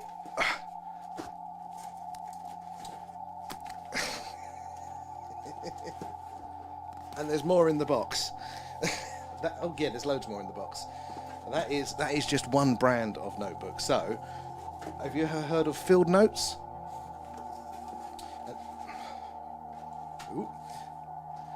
They make these really cute little pocket-sized notebooks are there, but they do like different like releases each month. So that's like get like artists and designers to design the covers. Like that one looks like a passport with gilding. The National Park series of America there, and each one's got different national park sort of themed artworks on it there. Look, agricultural ones. So if you want the justification so you can keep buying notebooks, and you fill them up quite quick so you don't feel bad about leaving them unfilled, then yeah, definitely Field Notes is the way to go there, because you've got that collecting justification. It's a hobby. I'm collecting things.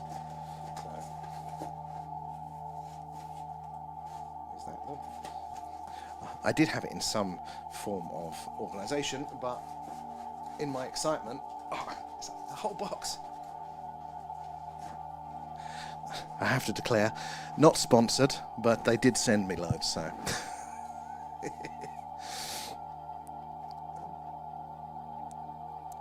And yeah, but organisation is fun, but being organised doesn't exist in my brain. I think that's why I depend on it so much, though, because it's so difficult, and I rebelled against it for so long. I'm just an absolute chaos normally. But you know, like when a little bit of organisation does get ingrained, oh my God, the relief! Like I have multiple different bags for different situations, like going away bag, work bag, weekend travel bag, and each one has got everything it basically needs in it, other than like a laptop. I'll swap that between it, or the clothes or whatever there. But each one's got a phone charger in it, each one's got a notebook in it, each one's got whatever it needs for its particular task. And in that way, I don't have to forget it. And when I come home, I take the disposable bits out, put it away, and I know it's always there. Organisation is fun, and being organised doesn't exist in my brain. Yeah. It's like, you've got to do it manually. If you can't do it in here, you've got to do it out there. I have a whole... There's a shelf of moleskins. You can't see it. Maybe you can see it like there. No? That's books. No. It's the one below that one. It's just lines of moleskins. I have filled those ones up, though. So...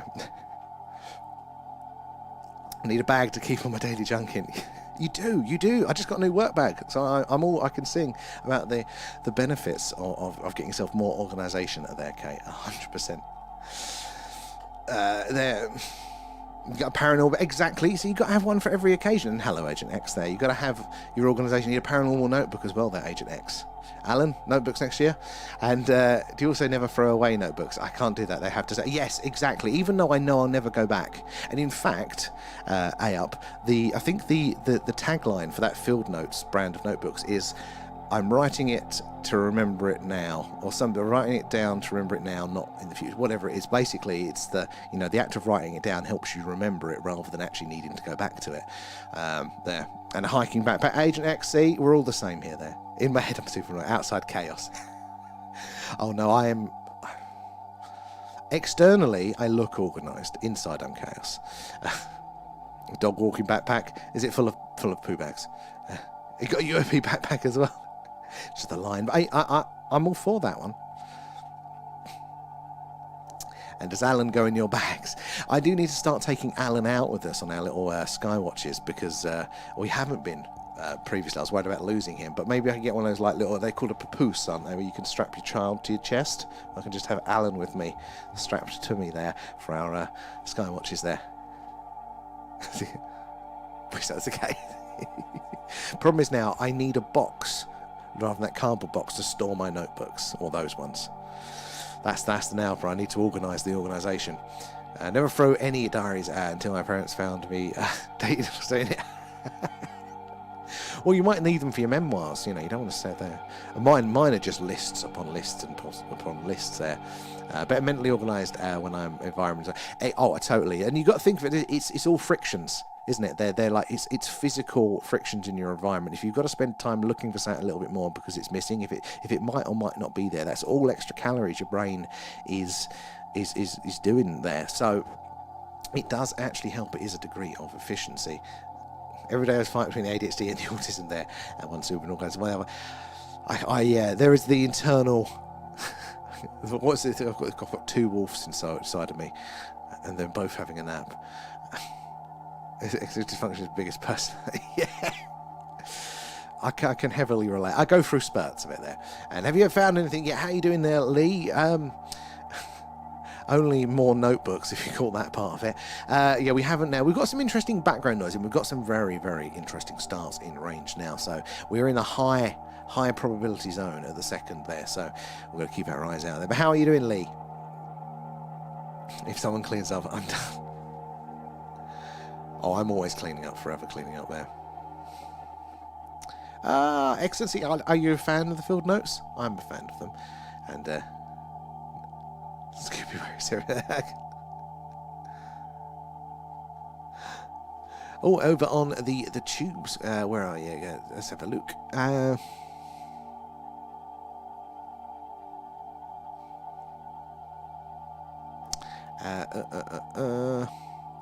And I want to get a 3D printer so I can print a 3D model of the awesome Space 1900 Eagle, a transporter, to turn into a drone.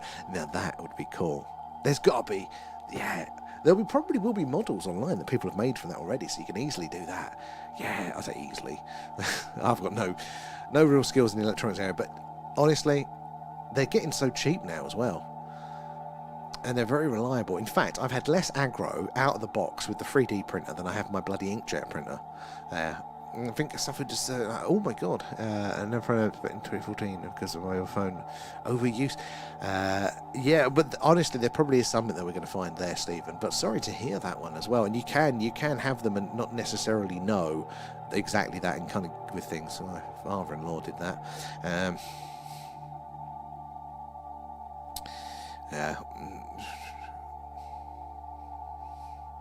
When Soul Soda flares, I think it's from. Oh. No, it's interesting to hear those something. Yeah. I honestly, I don't think it's crazy at all, because we know that radio waves can do that, especially higher frequency ones. We know that they can cause these things as well. So prolonged exposure. I definitely think that. And good evening, Penelope. How are you doing? Good to see you.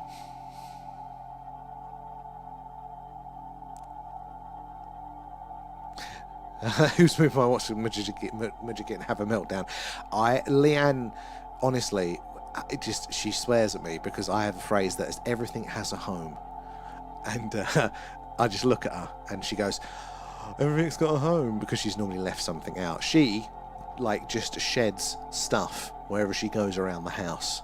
A sock there, a bra here, a bit of rubbish tucked down the side of the sofa, something she was doing here, a book up there, like that. And it does my head in like that. So I'm always like, everything's got a home, everything's got a home, like that. She hates me for it there, but I'm constantly doing that. I'm the least interesting person out here. I don't think somebody that has 10 backpacks, Agent X, can say that. I'm good. I'm glad. Yeah, that search frequency and change search frequency. If you don't look, you'll never know. I would love to. The only reasons that we don't know is partly because the equipment that we've got is trained for this frequency range, but also if we search the other frequencies, we've got no way of filtering out if it's from Earth or not. Whereas with this frequency, because it is reserved for listening only, any clear signals that we get through here are really, really strong contenders. They're you're not allowed to make equipment that broadcasts here. So anywhere else can really, basically, we could get some interesting signals, but we wouldn't be able to know if it was Earth-based. But we are trying to figure out a way to see if we can combine doing something also in the 1.6 range, because that has a history of UFO-related communication, potentially. That's what I was like that as a kid as well, though. And my poor father, that's where I get it from. Always doing that sort of stuff. It's only when you actually have your own responsibility, and then there's a sort of a realization that you go, oh, actually, no, it was right all along. I've just been making it harder for myself there. He's a shedder there. I'm organised chaos, but kill it. Yeah. He's a shedder. I call it gubbins. It's like there's a playful way, so she gets less wound up. I go, oh, you've been leaving gubbins around. I think I have 5 backpacks less than you.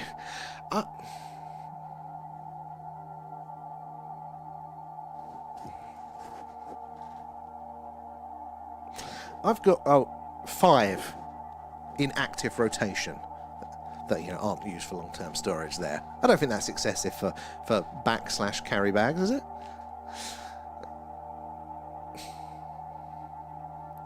I don't have one. Kate, you need your own backpack, right? And you got to spend a lot of time looking for backpacks, right? Because you need to know what pockets you need, so and everything can have a home in there. And then when you pick your backpack up, it's already got all your essentials in it. You don't have to worry about it then.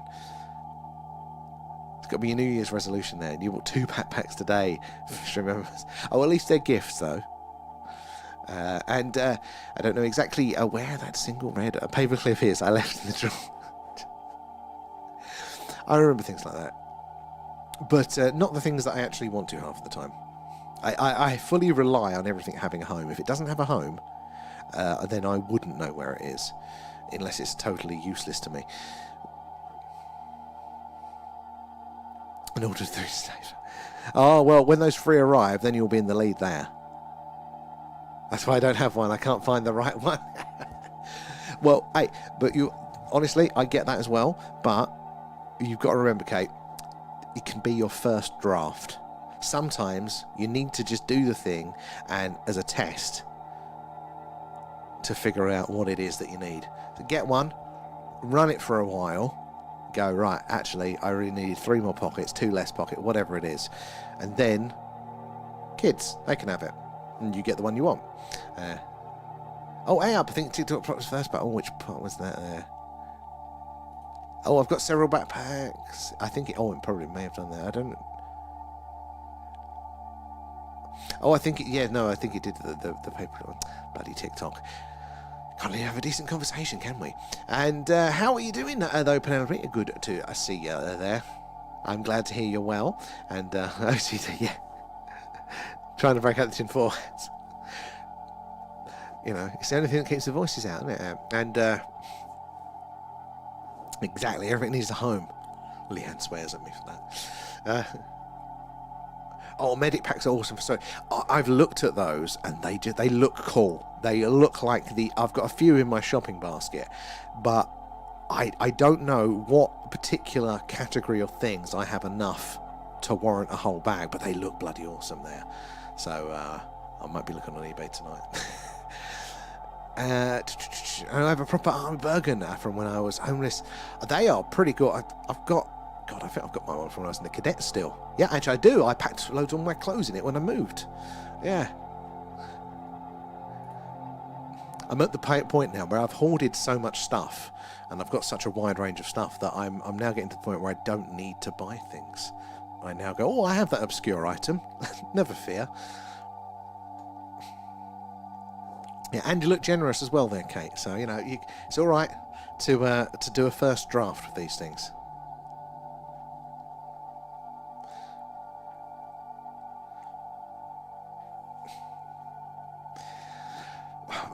I do. I get that urge, but I think I've given up on it. I think I've just realised that I'm not that person. I have too much crap. But it comes over me like a wave. It's like a reaction to things. But then I buy something, and then I feel better. Ooh. I've been looking at some of those. They're bloody pricey, but they look cool. We've still got to do, still got to do the old infrared. That is on the list. That is something I don't have, sadly. And becomes a hyperfocus. And then a few months later, I need something I've chucked out. Yeah, just buy yourself something, and then you'll get distracted by that.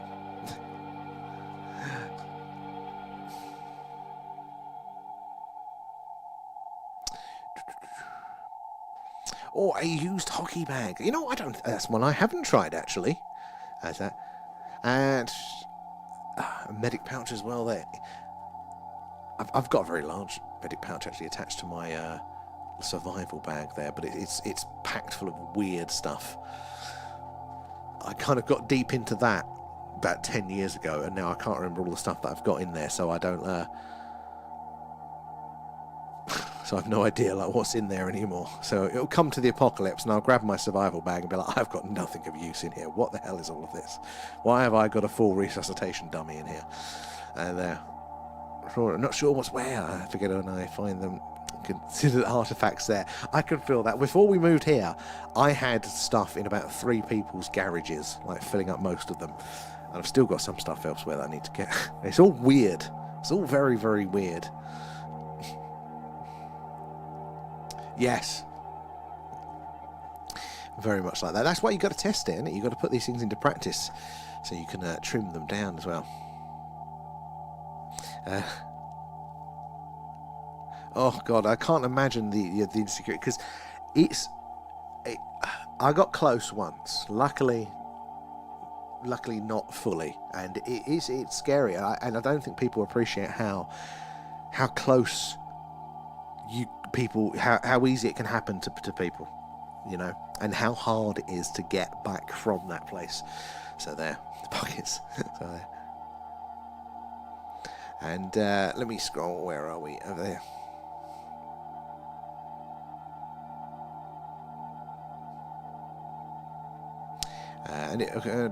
I'm putting off moving because I can't face sorting on my.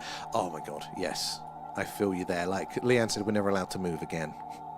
But I need more room for more stuff. But I feel that. Like, although if you can time it right with the hyperfocus, when we moved, like last time, like I managed to get into hyperfocus mode, and I boxed, organised everything, and I also, as I was going through, chucked out the old, because I'd saved up for ages, so I chucked out the old stuff and bought the stuff that we wanted new, and then was able to package that, and it was like a perfectly well-oiled machine.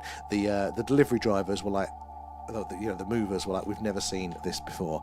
This is just the most organised we've ever seen it. And it was those black shipping crates, the big ones that they rent you. But I just bought some cheap ones off eBay, and like I literally had my whole downstairs of my house was just stacked with those and boxed furniture.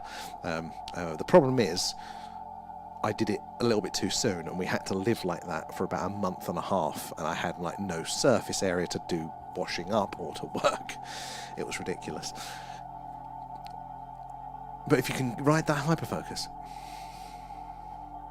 Oh, from next week. They've been talking about it for ages. But from next week. Well, if they get me my stuff here, I'm all right with that. And I was specifically interested. Oh, God. Yeah, because they don't come around often. If only we could harness that. Oh my God, that is no room to move, Kate.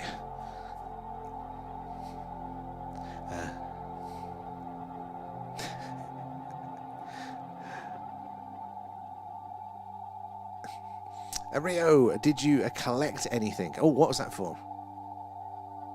Collect anything? What was we talking about? I totally lost the things. Possibly. What was that relation to? I might remember then. Martial arts and ninja backpacks. Yeah, well, I got everyone to go. Every point. Oh, collectible notebooks. Yes, I do have those. Yeah, I have weird collections of things. Like I wouldn't collect the things that you can buy normally in shops. I don't know why, but like I like the weird stuff. So I went on a weird Cold War thing and tried to get all of the weird stuff from the Cold War. Like I've got radiation detectors coming out of me, all sorts of dosimeters and various military kit that was really weird for that. I've got also called it's a portable field lab that they had to detect nuclear, biological and chemical threats there. And it's just this box that's like all lights, buttons and weird filters on it. I don't know what I'm going to do with the bloody thing. But at the time I felt it was important there. So I used to have that one. And now I don't know what to do with the stuff there. I think I get around it. I justify my interests by aligning them with work. If I can in some way, shape or form tie it in with work, then I can justify the expense. Whereas I wouldn't be able to justify it if it was just something I liked. Collect watches. Oh, if only. That's too ambitious for me.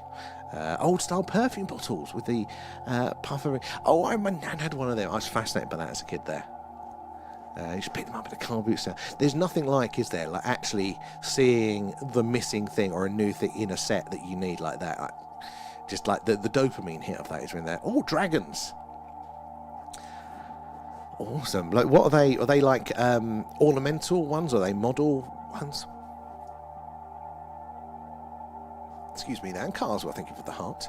And we may need it, Sam, the way the one's going. Yeah, hopefully not. Hopefully not. Oh, the 3D printed one. Oh, I know the things. We'll have to print you one, Rio. I've got the printer going. I haven't printed one of those dragons yet. Do you print them yourself or do you buy them? Had 20 odd and got rid of them when... Oh, my sister had to take over that. Oh, that is a shame. Well, both fronts. That's... Oh, sorry to hear that. Well, we'll see if Alan could do a special edition green one. Because I keep meaning to try printing one of them at some point. I need to get some filament. Flashlights and baseball caps. 18! Oh my God, that is far too... Jesus, Kate, that's... Oh my God. Wow. Oh, good on you for that. I mean, that's... I think if that happened to me at 18, I don't think I would be... well enough developed to have had my own family. That's amazing, Kate. About that. And we have a significant collection of uranium glass. May need your guide. Yes, that's a good little test. That stuff is cool, but I haven't actually got around to purchasing it myself there. My first minimalist hyperfocus. Yeah, occasionally, if only you could guarantee it. Some of the things I've achieved during hyperfocus, amazing. But like right now, I am not in the work zone. Like, we're doing this, I find this more fun, so my brain is here doing this stream. But, like, I obviously still have to do a day job. And, like, I'm struggling doing the same thing that I've done for, like, 5 years in a row. And I'm like, why am I struggling? But it's because I can't focus on it now. I just wish I could turn it on. I'm surprised the house isn't glowing. But do you glow when you leave it? And Agent X, and rightly so. Leanne tried to get me to throw out my DVD collection when we moved. She's like, oh, you don't want DVDs now. Nobody has DVDs now. Like, darling, if you ever want to see these films, you've got to own them. You'll never, like, I don't mind, they don't have to be on display, but, if you want a film that you like, you've got to make sure you've got a copy of it. There. Oh my God, Kate. There. Oh my God.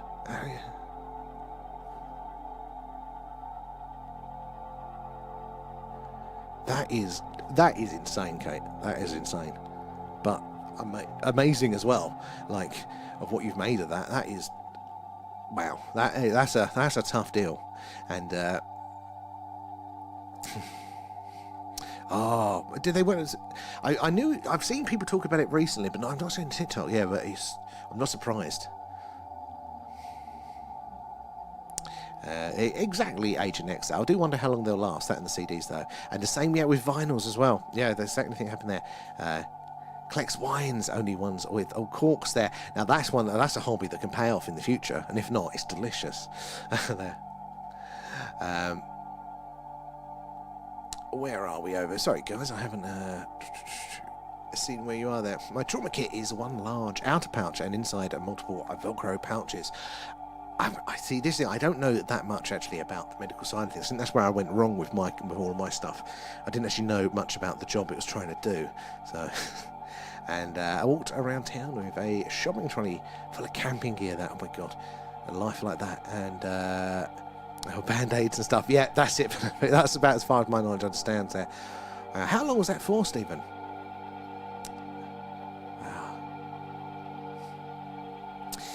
Been in my home for 30 years and still I've boxes that I've never unpacked. Poor Leanne. She was meant to have the spare room. I got this office. She was meant to have the spare room so she could do crafts and the guest bedroom. Currently, 50% of it is still those black storage boxes that I haven't managed to find a place for. That and David Attenborough's table is there in there taking up room. And they're collecting camouflage stuff there. I used to have a lot of it. I got rid of loads of it there. I used to have loads of cool Russian ones. Still for a rag. Wow, that's at least you've got the history behind it as well there. Germans, the old Flecktarn for the Germans, wasn't it?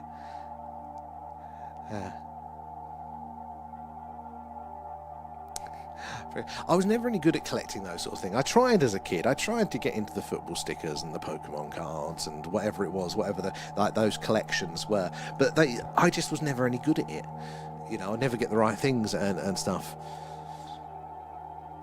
I had to have the weird obsessions. That was me, the weird one. I think the only time I'd move is if I could kit the entire new house out. Oh, the idea of like a fully fresh start like that, you know. Just get it set up, get all the new stuff in it, and then, yeah, like I could see that. Yeah. Just a box full of sentimental stuff. Yeah. Made the ID card. Oh, you have to show us some pictures of those. I've got an ID card printed down there somewhere. Don't know if it still works. We could have done the passports on proper cards. Lee, how you doing? We've gone off on a side tangent here. We're talking about obsessions and things. It's a very different stream at this hour, but I hope you're doing well there. In fact, we're actually going to come off because I just realised it's midnight and I need to gain a better routine for work as well. But 3 years, but in different towns. Stephen, I don't think I'd last a night. Honestly, I don't think I'd last a night there. So, I don't think you can building yourself back up there like without the support. And the same goes for UK like that. You know, when you're on your own with things like that, that's just that's unbelievable, unfathomably hard there. Exciting medic corps for a civilian paramedic there. God, I bet that's a really good world perspective there, having the worlds like that. And I collect art stuff as well. Again, you've got to make a little bit of room for art in your life, haven't you? So I appreciate that. I'm trying to get a bit more of an understanding in those areas, but I don't, I'm not very good there. And that's the problem with living here. This will forever be my mum's house. But I suppose there's an attachment to that as well, I'd imagine, isn't it? Matt as well, thank you for the follow. Where are you joining us from tonight there? Took you to talk to Tony Stark. That's cool. I can't find a 3D printed Allen. I'm gonna try and get Pete to model one because he understands the software. So if he models one, I'll get some filament and we'll do a round of printed Allens. I've seen some glow in the dark filament as well, so we can have three glow in the dark ones there. And Troy there, hey, what's the FM frequency? This isn't in the FM band actually, but hello Troy, it's good to see you in. So we're right the way down the low end here, and we're listening on what's called the hydrogen line. Now that is a frequency. It's 1.420 hertz there, or gig, and it's basically it's the frequency that hydrogen gas in the galaxy naturally emits a radio signal as it decays, and because it's the most common element out there, it's a real consistent one there on the radio dial no matter where you are in the galaxy. So it's really useful to astronomers, radio science and all that sort of stuff like that. So, and this is where, if ET's out there, this is the channel on the dial where they think he is most likely, or they are most likely to send that message. So that's what we're all the way down the low end, and we're listening out here. So this and around this frequency band here is what we're looking for there. But it's a brilliant question as well. We need one for your bookshop. 100%. We'll get printing there. Thank you for joining us there. How'd you feel, Troy, there? Before we clock off for the night, so we've just hit midnight here in the UK. How do you feel about the UFO stuff there? Have you ever had an experience yourself? Yeah, well, we'll get some Allens done there. And it's so difficult, isn't it, Stephen? Yeah, but you've got us, you've got a little community here. I know it's not quite the same as having close friends and family around, but at least in this day and age, we can have some sort of connection, can't we? All stamps. Again, that's one I tried. I just didn't. Just wasn't any good at it though. And coins can be that's the problem. And silver, yeah. I wish I could have a good a hobby that paid off in good ones there. Everything is ridiculous there as well there. And good night, Rio. Anyway, I'm going to come off as well, guys. There. So thank you all so much for joining us and hanging out. Hopefully, looking out for these signs potentially from ET. And we'll be back tomorrow night, no doubt, doing either a live skywatch or an alien radio signal, a hunt there as well. I collected 50p till it got trendy and I can't find them now. Again, that was one I tried. I was no good at it. I never found any rare ones. Or I think I found one rare one, and then I was out of work and I was so desperate for a pack of smokes, just say it, I ended up cashing in the couple of coins that I did have of interest. But I have to have the justification of practicality. So it's got to be I'm making the house more efficient, or I'm printing you guys an Allen there. That's the justification. There. Oh, what are they worth? But anyway, guys, I better come off now anyway. And thank you. It's good to see you there. And Lee, how long stream? So we're just coming off now, sadly, but we will be back on tomorrow night at 10 p.m. at UK time. So we'll catch you there. Oh my God, Ayup. Oh my God, that is a good return on investment. 250 quid for a 50p coin there. But and thank you, appreciate all you guys there, and make sure you're following so we can catch you all later on there. Good night, guys. Bye bye. And